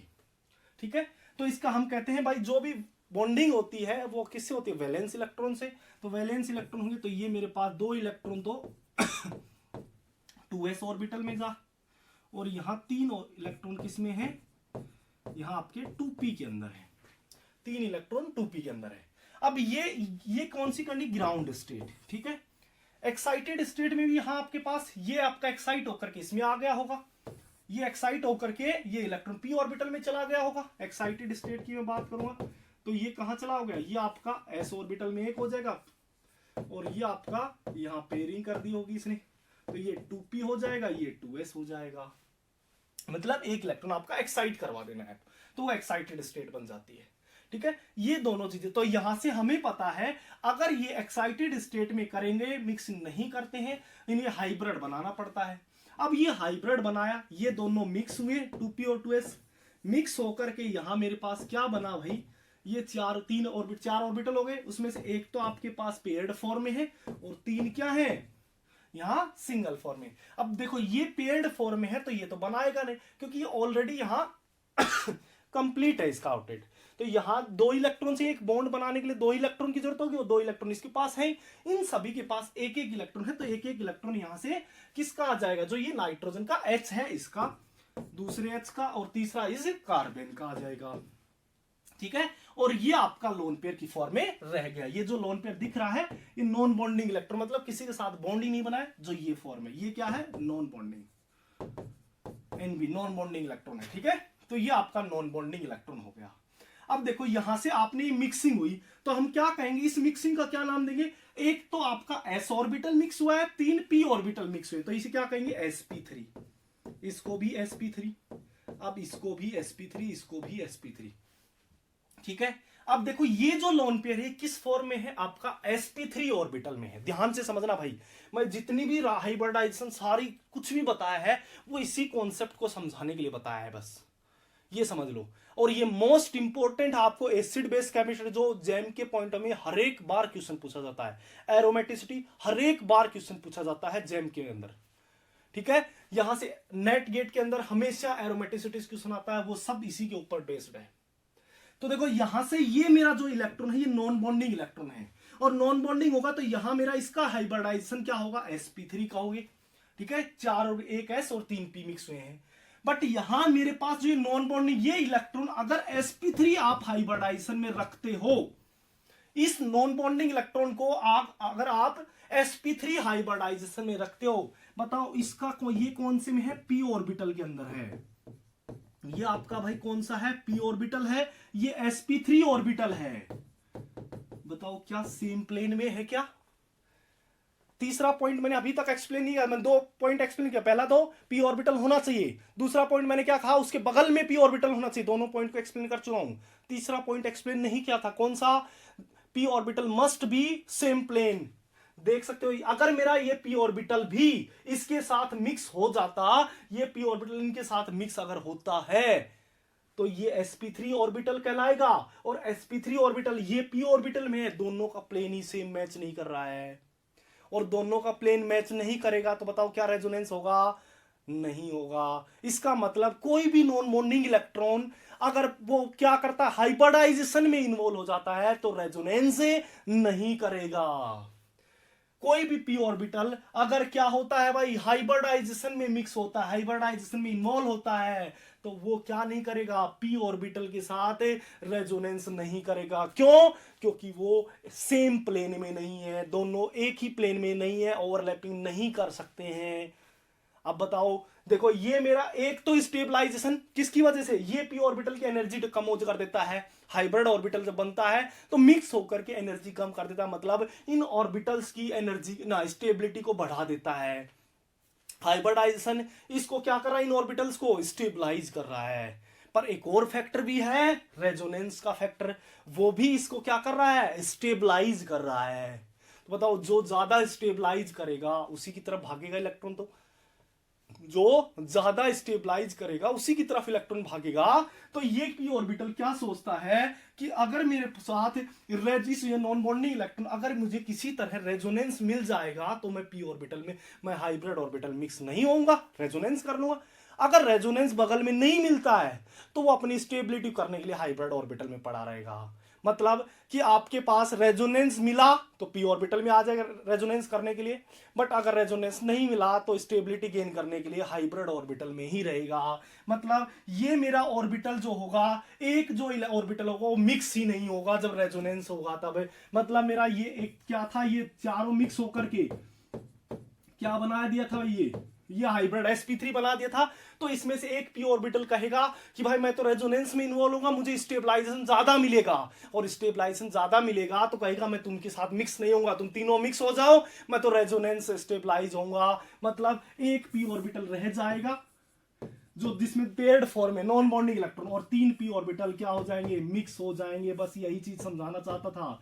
ये 2 इलेक्ट्रॉन ये आपका क्या रह जाएगा, p ऑर्बिटल में रह जाएगा। 3 इलेक्ट्रॉन थे, यहां से क्या थे, 3 इलेक्ट्रॉन थे, तो 3 मेरे पास ये 3 इलेक्ट्रॉन ये तो किस में रह जाएगा, p ऑर्बिटल में जो भी नॉन बॉन्डिंग है। कब, जब रेजोनेंस मिल रहा होगा। और ये आपका क्या कर लेंगे, हाइब्रिड ऑर्बिटल में चले जाएंगे। मतलब एक s मिक्स हुआ है और 2 p मिक्स हुए हैं तो क्या हो जाएगा, sp2।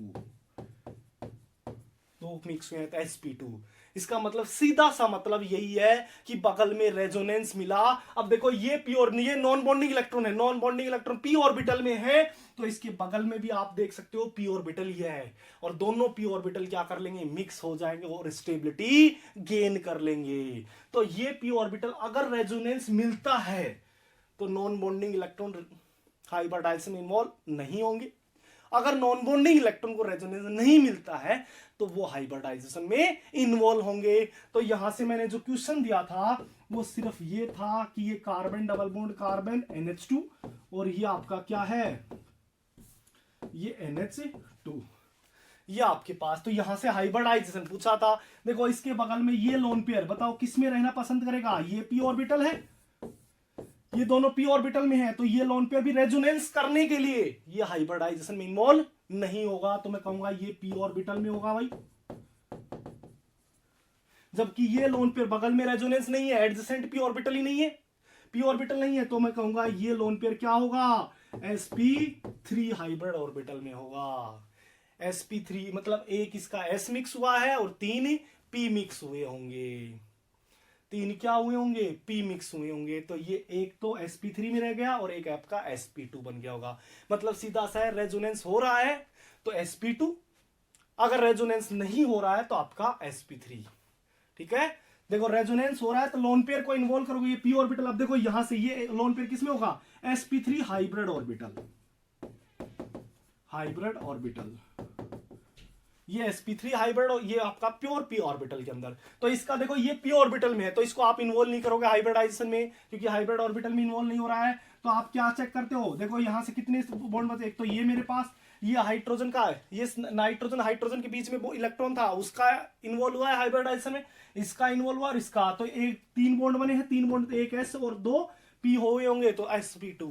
सिग्मा बॉन्ड काउंट कर लिया, कितने सिग्मा बॉन्ड है तो उसमें से एक s को रख दिया करो और बचे हुए को p में। तो यहाँ एक s, दो मेरे पास बच गए तो 3 सिग्मा बॉन्ड है, 1 2 3 सिग्मा बॉन्ड, एक s रहा होगा 2p मतलब sp2। यहाँ चेक करोगे देखो हाइब्रिडाइजेशन में ध्यान रखना है लोन पेयर और बस सिग्मा बॉन्ड ही इन्वॉल्व होते हैं। यहां चेक करोगे तो ये मेरे पास लोन पेयर होगा, ये sp3 हाइब्रिड में है, आपके पास एक sigma bond, 2 sigma bond, 3 sigma bond, 3 तो सिग्मा बॉन्ड है, एक आपके पास लोन पेयर है वो भी हाइब्रिड फॉर्म में है। तो मतलब 3 टोटल कितने हो गए, 4 हो गए, 4 हो गए तो एक s रहा होगा, 3 p रहे होंगे तो sp3 बना होगा। हाइब्रिडाइजेशन में जब भी आप हाइब्रिडाइजेशन की बात करोगे तो हमेशा आपको सिर्फ इतना ध्यान रखना है कि कितने सिग्मा बॉन्ड है और कितना लोन पेयर है काउंट कर लो। जितने भी सिग्मा बॉन्ड लोन पेयर दोनों को जोड़ दोगे उसमें से एक s होगा, जितने p ऑर्बिटल है उनको मिलकर बना दोगे। ठीक है, जैसे आपके पास ये एग्जांपल की मैं बात करूं, ये NH2 है और ये आपका NH2 है। इन दोनों की अगर मैं बात करूं तो मैं कहूंगा ये जो आपके पास नाइट्रोजन है तो इसका लोन पेयर रेजोनेंस में इन्वॉल्व होगा, रेजोनेंस में इन्वॉल्व हो रहा है तो ये p ऑर्बिटल सेम प्लेन लाने के लिए p ऑर्बिटल में रहा होगा, मतलब ये हाइब्रिड ऑर्बिटल में इन्वॉल्व नहीं रहा होगा। तो इसके पास ये हाइब्रिड ऑर्बिटल में है नहीं, तो कितने सिग्मा बॉन्ड बचे, 3 सिग्मा बॉन्ड, तो एक s और 2 p, sp2 नाइट्रोजन रहा होगा। हाइब्रिडाइजेशन भी पता चल गया और लोन पेयर कहाँ है, आप कौन से घर में होगा तो वो p ऑर्बिटल में है। इसकी मैं बात करूंगा तो ये मेरे पास लोन पेयर है, ये लोन पेयर कौन से में होगा भाई, ये रेजोनेंस नहीं हो रहा है, रेजोनेंस नहीं हो रहा है तो ये किस में रहा होगा, हाइब्रिड ऑर्बिटल में, हाइब्रिड ऑर्बिटल में रहेगा। तो कौन सा हाइब्रिड ऑर्बिटल होगा, तो मैं देखूंगा यहाँ से 2 तो कितने सिग्मा बॉन्ड है, टोटल 3 सिग्मा बॉन्ड प्लस एक लोन पेयर, 4 हो गई, 4 हो गए तो एक s रहा होगा, 3 p, मतलब इसका हाइब्रिडाइजेशन क्या है sp3। तो ये लोन पेयर किस में रहा होगा, sp3 हाइब्रिड ऑर्बिटल।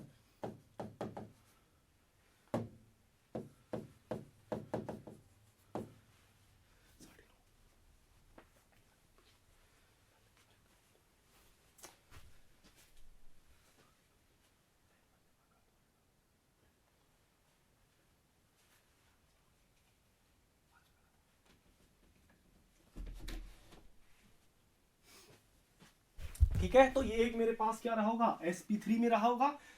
अगर जैसे मैं एग्जांपल इसकी बात करूं, आपके पास पूछ लिया जाए कि बताओ ये मेरे पास कौन से में रहा होगा, इसका घर कौन सा होगा भाई, ये NH2 दे रखा है और आपके पास सिंपली ये पूछ लिया जाए ये NH2, कहा जाए कि बताओ इसमें से कौन सा p ऑर्बिटल में होगा, कौन सा लोन पेयर हाइब्रिड में होगा और इसका हाइब्रिडाइज, दोनों हमें पता करना है। देखो यहां मेरे पास ये लोन पेयर है, रेजोनेंस कर रहा है, रेजोनेंस कर रहा होगा तो रेजोनेंस के ये क्या किस में रहेंगे, p ऑर्बिटल में, तो इसका एडजेसेंट इसको भी किस में आना पड़ेगा, p ऑर्बिटल में। तो ये लोन पेयर कहां होगा भाई, p ऑर्बिटल में होगा और p ऑर्बिटल में होगा तो रेजोनेंस हाइब्रिडाइजेशन में इन्वॉल्व नहीं होगा, हाइब्रिडाइजेशन में इन्वॉल्व नहीं होगा तो कितने कौन कौन हो गए, सिग्मा बॉन्ड होंगे। हाइब्रिडाइजेशन ध्यान रखना है, बस आपको क्या इंक्लूड करना है, लोन पेयर प्लस क्या करना है, सिग्मा बॉन्ड। तो 3 सिग्मा बॉन्ड बच गए, लोन पेयर को काउंट नहीं करना है, 3 सिग्मा बॉन्ड है तो एक s रहा होगा, 2 p रहे होंगे तो sp2 बन गया होगा हाइब्रिडाइजेशन। यहां से देखो सेम ही बना दिया गया, यहां से जैसे मैं ये बना देता हूं ये एग्जांपल, तो ये लोन पेयर रेजोनेंस में इन्वॉल्व नहीं हो रहा है, रेजोनेंस में इन्वॉल्व नहीं हो रहा है तो हम क्या कहेंगे, ये कौन से हाइब्रिड में रहा होगा, sp3 हाइब्रिड में, sp3 हाइब्रिड के अंदर। मतलब अब इसमें सिग्मा बॉन्ड हाइब्रिडाइजेशन की बात करें तो हाइब्रिडाइजेशन में कहूंगा 3 तो सिग्मा बॉन्ड है और एक लोन पेयर, टोटल कितने हो गए, 4 हो गए, 4 हो गए तो हम क्या कहेंगे, एक s रहा होगा, 3 p रहे होंगे तो हाइब्रिडाइजेशन क्या कहोगे, sp3। तो sp3 हाइब्रिड, तो कौन सा लोन पेयर क्या घर कौन सा होगा ये पता होना चाहिए, वो हाइब्रिड ऑर्बिटल में है। अगर रेजोनेंस हो रहा है तो लोन पेयर जो होगा उसका एडजेसेंट वाला तो वो क्या होगा भाई, p ऑर्बिटल में रहेगा, हाइब्रिड ऑर्बिटल में नहीं रहेगा। p ऑर्बिटल में क्यों रहेगा, क्योंकि वो रेजोनेंस करेगा बगल वाले के साथ, रेजोनेंस करेगा तो उसको स्टेबिलिटी मिलेगी। यहाँ नाइट्रोजन अगर कोई रेजोनेंस नहीं कर रहा है तो वो ऑर्बिटल क्या कर लेगा, वो किस में आ जाएगा, हाइब्रिड ऑर्बिटल में। हाइब्रिड ऑर्बिटल में आने से उसे क्या फायदा होगा, उसकी उस पी ऑर्बिटल की एनर्जी डिक्रीज हो जाएगी, उसमें एस करैक्टर आ जाएंगे तो उसकी एनर्जी डिक्रीज हो जाएंगे, और एस ऑर्बिटल होगा वो डायरेक्शनल बन जाएगा, तो इस वजह से वो हाइब्रिड ऑर्बिटल में रहना पसंद करेगा। ठीक है, जैसे और एग्जाम्पल की अगर मैं बात करूं, एक एग्जाम्पल और ले लिया जाए, ये दे दिया जाए और मेरे पास ये सिंपल ये दे दिया जाए, कहा जाए कि ये लोन पेयर बताओ किसमें होगा और ये लोन पेयर किसमें होगा, तो मैं कहूंगा ये लोन पेयर रेजोनेंस नहीं कर रहा है, जैसे यहाँ पाई बॉन्ड रख दिया, ये लोन पेयर यहाँ रेजोनेंस नहीं कर रहा है, रेजोनेंस नहीं कर रहा है तो ये प्योर कौन से ऑर्बिटल में रहना चाहिए, हाइब्रिड ऑर्बिटल में। तो ये sp3 hybrid orbital, hybrid orbital कैसे पता चला sp3 है, मैं कहूंगा आप क्या करोगे, सिग्मा बॉन्ड और लोन पेयर काउंट कर लोगे, तो एक लोन पेयर है 3 सिग्मा बॉन्ड, एक एस रहा होगा 3 पी रहे होंगे, तो sp3 हाइब्रिड ऑर्बिटल में रहेगा, हाइब्रिडाइजेशन क्या बन जाएगा इसका, sp3 इस नाइट्रोजन का, इस एटम का। यहां मेरे पास इस लोन पेयर की बात करूं तो मैं कहूंगा इसके साथ रेजोनेंस करेगा, एडजेसेंट में p ऑर्बिटल है, रेजोनेंस करेगा तो ये लोन पेयर किस में रहा होगा भाई, p ऑर्बिटल के अंदर रहा होगा, इसको किस में रहना पड़ेगा, p ऑर्बिटल में, और p ऑर्बिटल रहेगा तो मतलब हाइब्रिडाइजेशन में इन्वॉल्व नहीं हुआ, तो हाइब्रिडाइज कौन इन्वॉल्व हुआ है, 3 सिग्मा बॉन्ड, 3 सिग्मा बॉन्ड हुए हैं तो एक s और 2 p, एक s रहा होगा 2 p रहे होंगे। बताओ इतना समझ में आया है क्या, फटाफट बताओ भाई, ये चीज समझ में आई है क्या, कौन किस में रहेगा, कौन किसका घर कौन, दो चीजें बताई हैं कि मेरा लोन पेयर कौन से ऑर्बिटल में रहेगा, और दूसरी चीज उसका हाइब्रिडाइजेशन कैसे पता करोगे।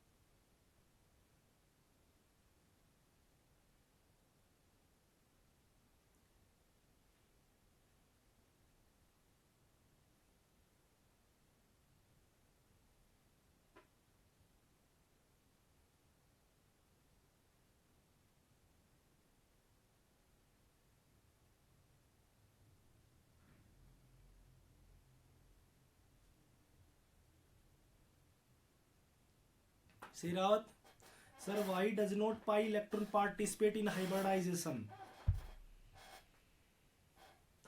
ये अभी तक समझ में नहीं आया कि ये भी बातें इनऑर्गेनिक केमिस्ट्री में खूब बताई होंगी आपको, केमिकल बॉन्डिंग में बातें।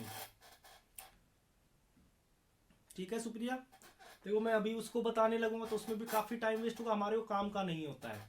ठीक है, वो केमिकल बॉन्डिंग में उसका कॉन्सेप्ट अच्छे से समझाया होगा आपको, तो जितना मुझे इनऑर्गेनिक का कॉन्सेप्ट उठाना था, जो जीओसी मुझे यूज करना, वो मैंने बता दिया है।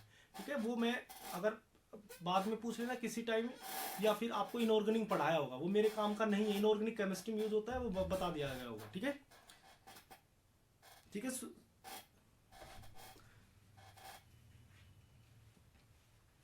Clear clear absolute sir, sir please summarize this, sound नहीं आ रही है, yes sir no doubt conjugation is the ultimate वे।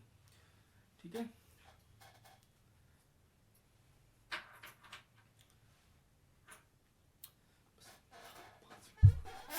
देखो इसी का दूसरी चीज यहाँ इंफॉर्मेशन की अगर मैं बात करूं, अब देखो ये तो मेरा लोन पेयर था कि यहाँ एक यहाँ सारे सिग्मा बॉन्ड थे, वो पाई बॉन्ड की बता ही देता हूं भाई। देखो इधर जिसने भी पाई बॉन्ड के बारे में पूछा था वो भी देख लो एक बार, यहाँ जैसे मेरे पास ये सिस्टम दे दिया जाए, जैसे आपके पास सिंपली आपके पास ये कंपाउंड दे रखा है, ये पाई बॉन्ड और ये नाइट्रोजन। यहाँ दूसरी चीज का कॉन्सेप्ट ये मेरे पास कि ये कंपाउंड दे रखा है, और दूसरा आपके पास जो गिवन है वो आपके पास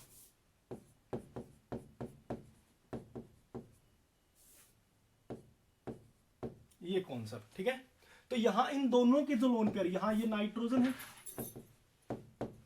और ये मेरा नाइट्रोजन है, लोन पेयर है। ठीक है, इन दोनों लोन पेयर्स की अगर मैं बात करूं तो इन दोनों लोन पेयर्स की अगर मैं बात करूं तो ये लोन पेयर जो होगा इसका हाइब्रिडाइजेशन निकालने की कोशिश करूं तो मैं कहूंगा भाई सीधा है, यहां से मेरे पास ये लोन पेयर है, ये रेजोनेंस में पार्टिसिपेट करेगा, रेजोनेंस में पार्टिसिपेट करेगा तो इसका जो यहां इसका जो ऑर्बिटल होगा कौन से घर में रहेगा, पी ऑर्बिटल के अंदर रहा होगा रेजोनेंस करने के लिए, स्टेबिलिटी के लिए।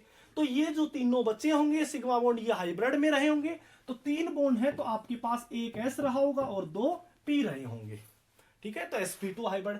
पर इसकी अगर मैं बात करूं तो यहां अगर मैं इसकी बात करूं तो इस सिस्टम की बात करूं तो मैं कहूंगा भाई इसके बगल में देखो यहां सबसे पहला इसका हाइब्रिड बनाने की कोशिश करूं तो आपका कुछ इस टाइप का हाइब्रिड बन रहा होगा। ये नाइट्रोजन है, इसके पास क्या है, पी ऑर्बिटल है, और इस नाइट्रोजन के पास क्या है, पी ऑर्बिटल है, और ये दोनों मिक्स हो रखे हैं ये, ठीक है।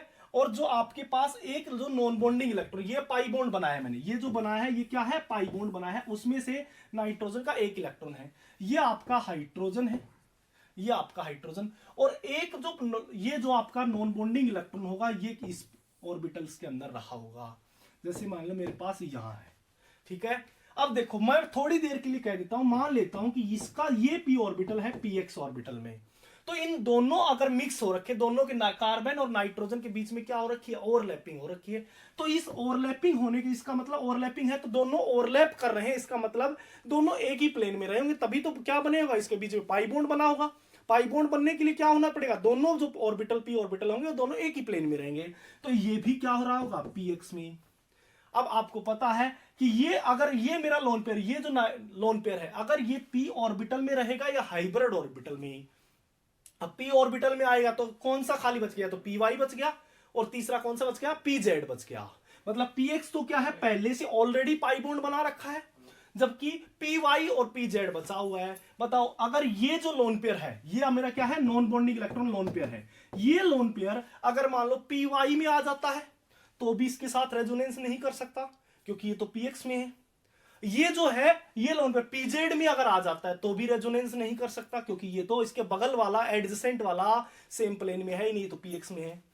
अब ये पीएक्स में आ नहीं सकता क्योंकि ऑलरेडी ये है, ये पी ऑर्बिटल ऑलरेडी बना हुआ है इसके साथ पीएक्स में, तो इस हाइब्रिड ऑर्बिटल को, इस ऑर्बिटल को जो नॉन बॉन्डिंग इलेक्ट्रॉन है इनको मजबूर होकर किस में पार्टिसिपेट करना होता है, हाइब्रिड ऑर्बिटल के अंदर, क्योंकि यहां ऑलरेडी ये पी ऑर्बिटल पीएक्स है, ये पीएक्स है, तो इस नॉन बॉन्डिंग इलेक्ट्रॉन के पास, या मैं ये कहूं लोन पेयर के पास 2 ही ऑप्शन बचते हैं, या तो ये पीवाई में जा सकता है या पीजेड में। अगर पीवाई में जाता है तो भी रेजोनेंस नहीं मिलता है, पीजेड में जाता है तो भी रेजोनेंस नहीं मिलता है, तो बेचारे को मजबूर होकर किसमें रहना पड़ेगा, हाइब्रिड ऑर्बिटल के अंदर। तो इसका मतलब अब हाइब्रिड ऑर्बिटल में रहेगा तो हाइब्रिडाइजेशन में इन्वॉल्व हो रहा है। इसका मतलब अब देखो यहां से ये पी ऑर्बिट, यहां मेरे पास एक तो ये बन गया और एक आपका ये, और एक आपके पी ये रहा, तो 2 तो क्या हो गए, सिग्मा बॉन्ड है, और एक आपका क्या है, लोन पेयर है। ये पाई बॉन्ड जो होगा, अब देखो यहां से बताओ ये मेरा जो पाई बॉन्ड होगा, ध्यान से ना, जिसने पूछा था पाई बॉन्ड क्यों पार्टिसिपेट नहीं करता हाइब्रिडाइजेशन में,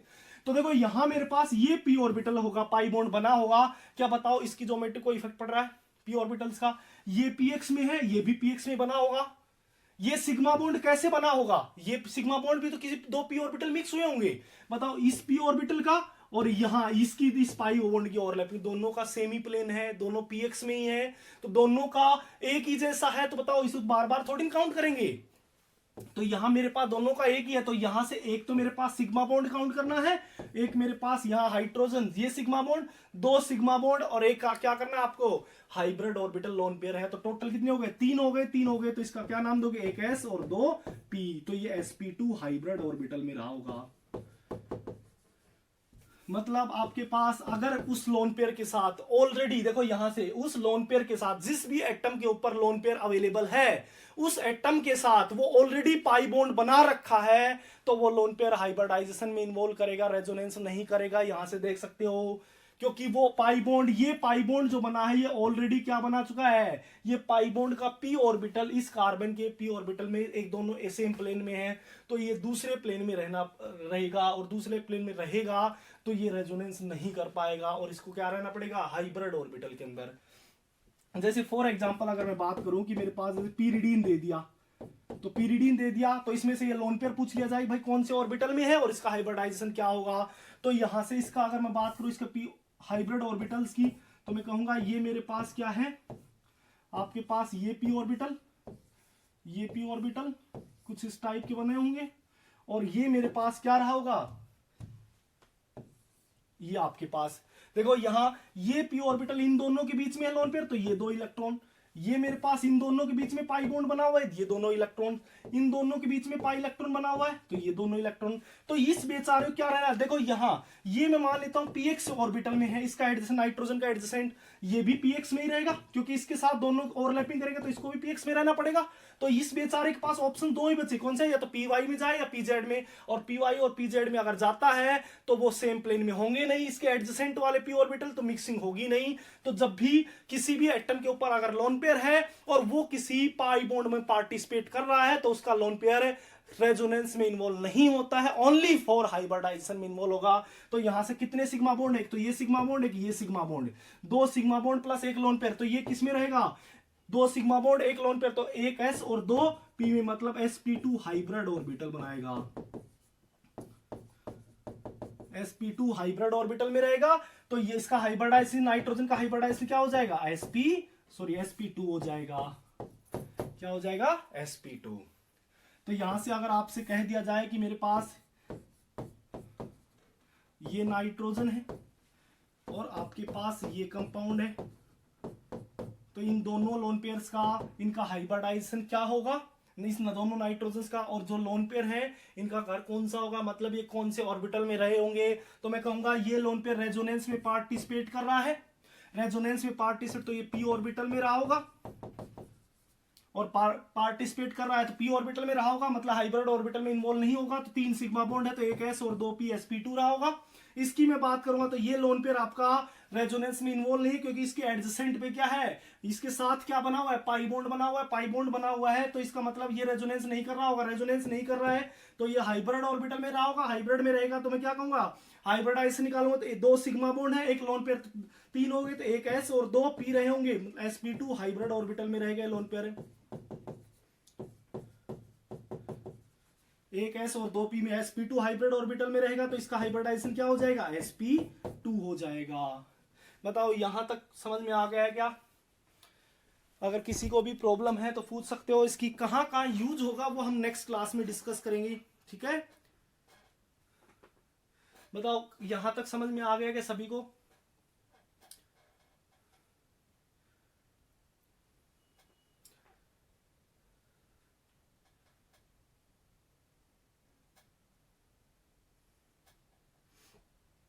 श्रेया इतना ध्यान रखना है कि किसी भी पी ऑर्बिटल, श्रेया इधर ध्यान दो, किसी भी, श्रेया इधर ध्यान दो भाई, कि किसी भी मान लो कोई भी एटम है, जैसे मैंने ए एटम बता दिया, अगर ए एटम के साथ है इस कोई भी जिसके पास लोन पेयर अवेलेबल है, वो उसके साथ अगर पाई बॉन्ड बना हुआ है तो उसका लोन पेयर कभी भी रेजोनेंस नहीं करेगा। और अगर किसी भी एटम के साथ पाई बॉन्ड नहीं बना हुआ है, पाई बॉन्ड मतलब सिंगल बॉन्ड है उसके साथ जुड़ा हुआ, सिंगल बॉन्ड है, तो रेजोनेंस में पार्टिसिपेट कर भी सकता है और नहीं भी, बस कंडीशन क्या है, उसके बगल में पी ऑर्बिटल होना चाहिए। अगर उसके बगल में पी ऑर्बिटल है तो वो रेजोनेंस करेगा, अगर उसके बगल में पी ऑर्बिटल नहीं है तो रेजोनेंस नहीं करेगा। बट अगर ये बात ध्यान रखनी है, अगर उसके साथ यहां मेरे पास पाई बॉन्ड आ जाता है, किसी भी लोन पेयर वाले एटम के पास पाई बॉन्ड आ जाता है पास में, तो उसके बगल में पी ऑर्बिटल हो या नहीं हो कोई फर्क नहीं पड़ता है, उससे कोई फर्क नहीं पड़ेगा, वो लोन पेयर कभी भी रेजोनेंस में पार्टिसिपेट नहीं करेगा, ठीक है श्रेया।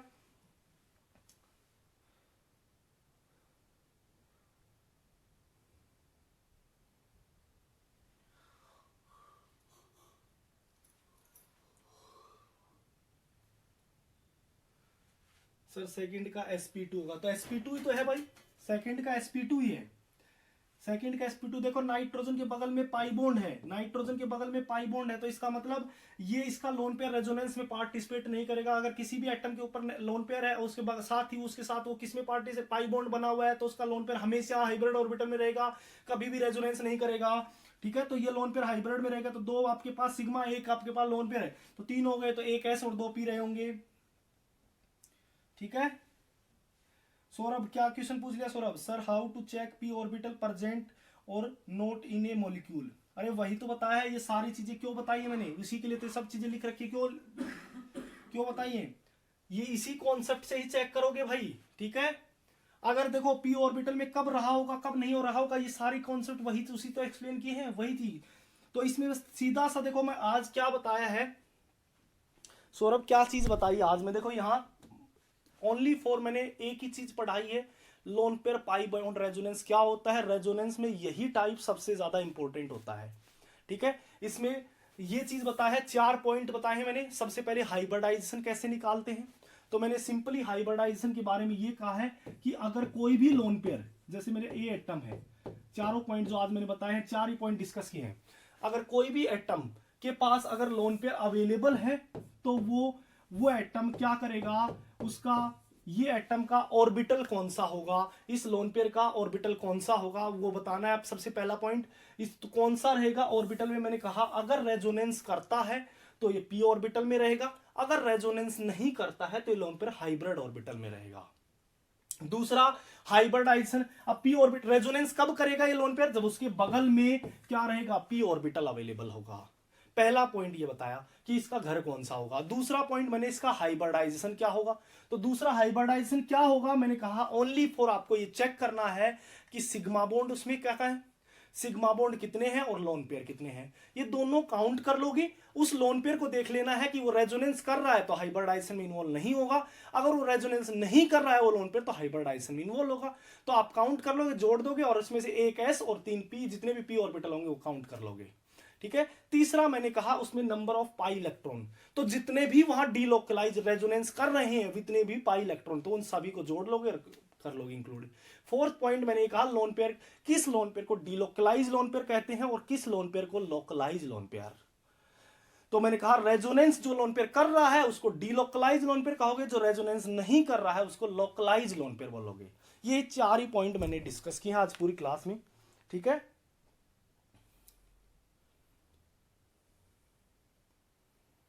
अंकित जो आपने भेजा है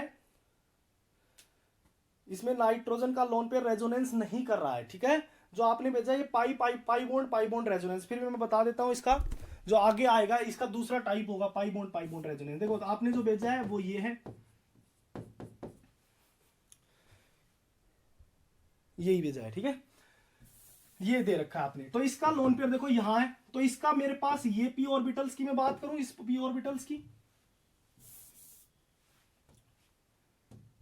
अंकित इधर ध्यान दो, तो इस पी ऑर्बिटल जैसे ये पाई बॉन्ड बने हुए, तो इनके बीच में जो पाई बॉन्ड है, इसमें यहां मेरे पास ये पाई बॉन्ड है, इसका ये मेरे पास यहां सिग्मा बॉन्ड है, तो ये पाई बॉन्ड हो गया, और इसका आपके पास ये पाई बॉन्ड बना हुआ है, तो इनके बीच में रेजोनेंस हो रहा है। ठीक है, अब देखो यहां से, अब इसका एक लोन पेयर भी है, तो देखो ये लोन पेयर अगर पीएक्स में है, ये ऑर्बिटल अगर पीएक्स में है, क्योंकि इसका एडजेसेंट भी मैं मान लेता हूं, ये जरूरी नहीं है पीएक्स में भी हो सकता है, पीवाई में, पीजेड तीनों में हो सकता है, तो इसको एडजेसेंट अगर ये दोनों ओवरलैप करें तो दोनों सेम प्लेन में ओवरलैप करेंगे, तो ये पी ऑर्बिटल में, तो इसको भी पी ऑर्बिटल में रहना पड़ेगा, ये आपस में रेजोनेंस करेंगे तो ये भी पीएक्स में रहेगा, ये भी पीएक्स में रहेगा, तो लोन पेयर इसका एक नाइट्रोजन का लोन पेयर भी बच गया। आपने ये स्ट्रक्चर लिखी है तो इसका एक लोन पेयर रहेगा। अब वो क्या रहेगा, किसी अदर पी ऑर्बिटल में जाने की कोशिश करेगा, या तो पीवाई में जा सकता है, क्योंकि पीएक्स में तो अब है नहीं, पीएक्स में तो ऑलरेडी है, रेजोनेंस कर चुका है, तो ये पीवाई में जाएगा या पीजेड में जाएगा। ओके अंकित, पीवाई और पीजेड में जाता है तो इनके एडजेसेंट पी ऑर्बिटल के साथ मैच नहीं होगा, सेम प्लेन मैच नहीं हो पाएगा, तो रेजोनेंस नहीं कर पाएगा, तो ये किस में रहना पसंद करेगा, हाइब्रिड ऑर्बिटल में। तो इस ऑर्बिटल को क्या रहेगा, ये आपका ये लोन पेयर जो होगा ये किसी हाइब्रिड ऑर्बिटल में रहेगा। अब उस हाइब्रिड ऑर्बिटल में रहेगा तो कौन सा हाइब्रिडाइजेशन होगा, मैंने कहा सिग्मा बॉन्ड और लोन पेयर काउंट कर लोगे, आपके पास एक सिग्मा बॉन्ड, दो सिग्मा बॉन्ड प्लस एक लोन पेयर, तो टोटल कितने हो गए, 3 हो गए, तो एक एस का हो गए, एक आपके 2 पी का हो गए, तो sp2 हाइब्रिड ऑर्बिटल में रहेगा ये, तो इसका क्या कहोगे, sp2 हाइब्रिड ऑर्बिटल में कहोगे। ठीक है, ठीक है अंकित, हाँ तब आज इतना ही तपस। ठीक है, आज इतना ही, मैं आज रोक रहा हूं, 4 पॉइंट बताए हैं, क्या क्या पॉइंट बताए मैं बता चुका हूं। ठीक है, और नेक्स्ट यहां फर्स्ट टाइप हमारा हो गया है, 5 टाइप होंगे, नेक्स्ट क्लास में हम डिस्कस करेंगे। ठीक है, ओके बाय।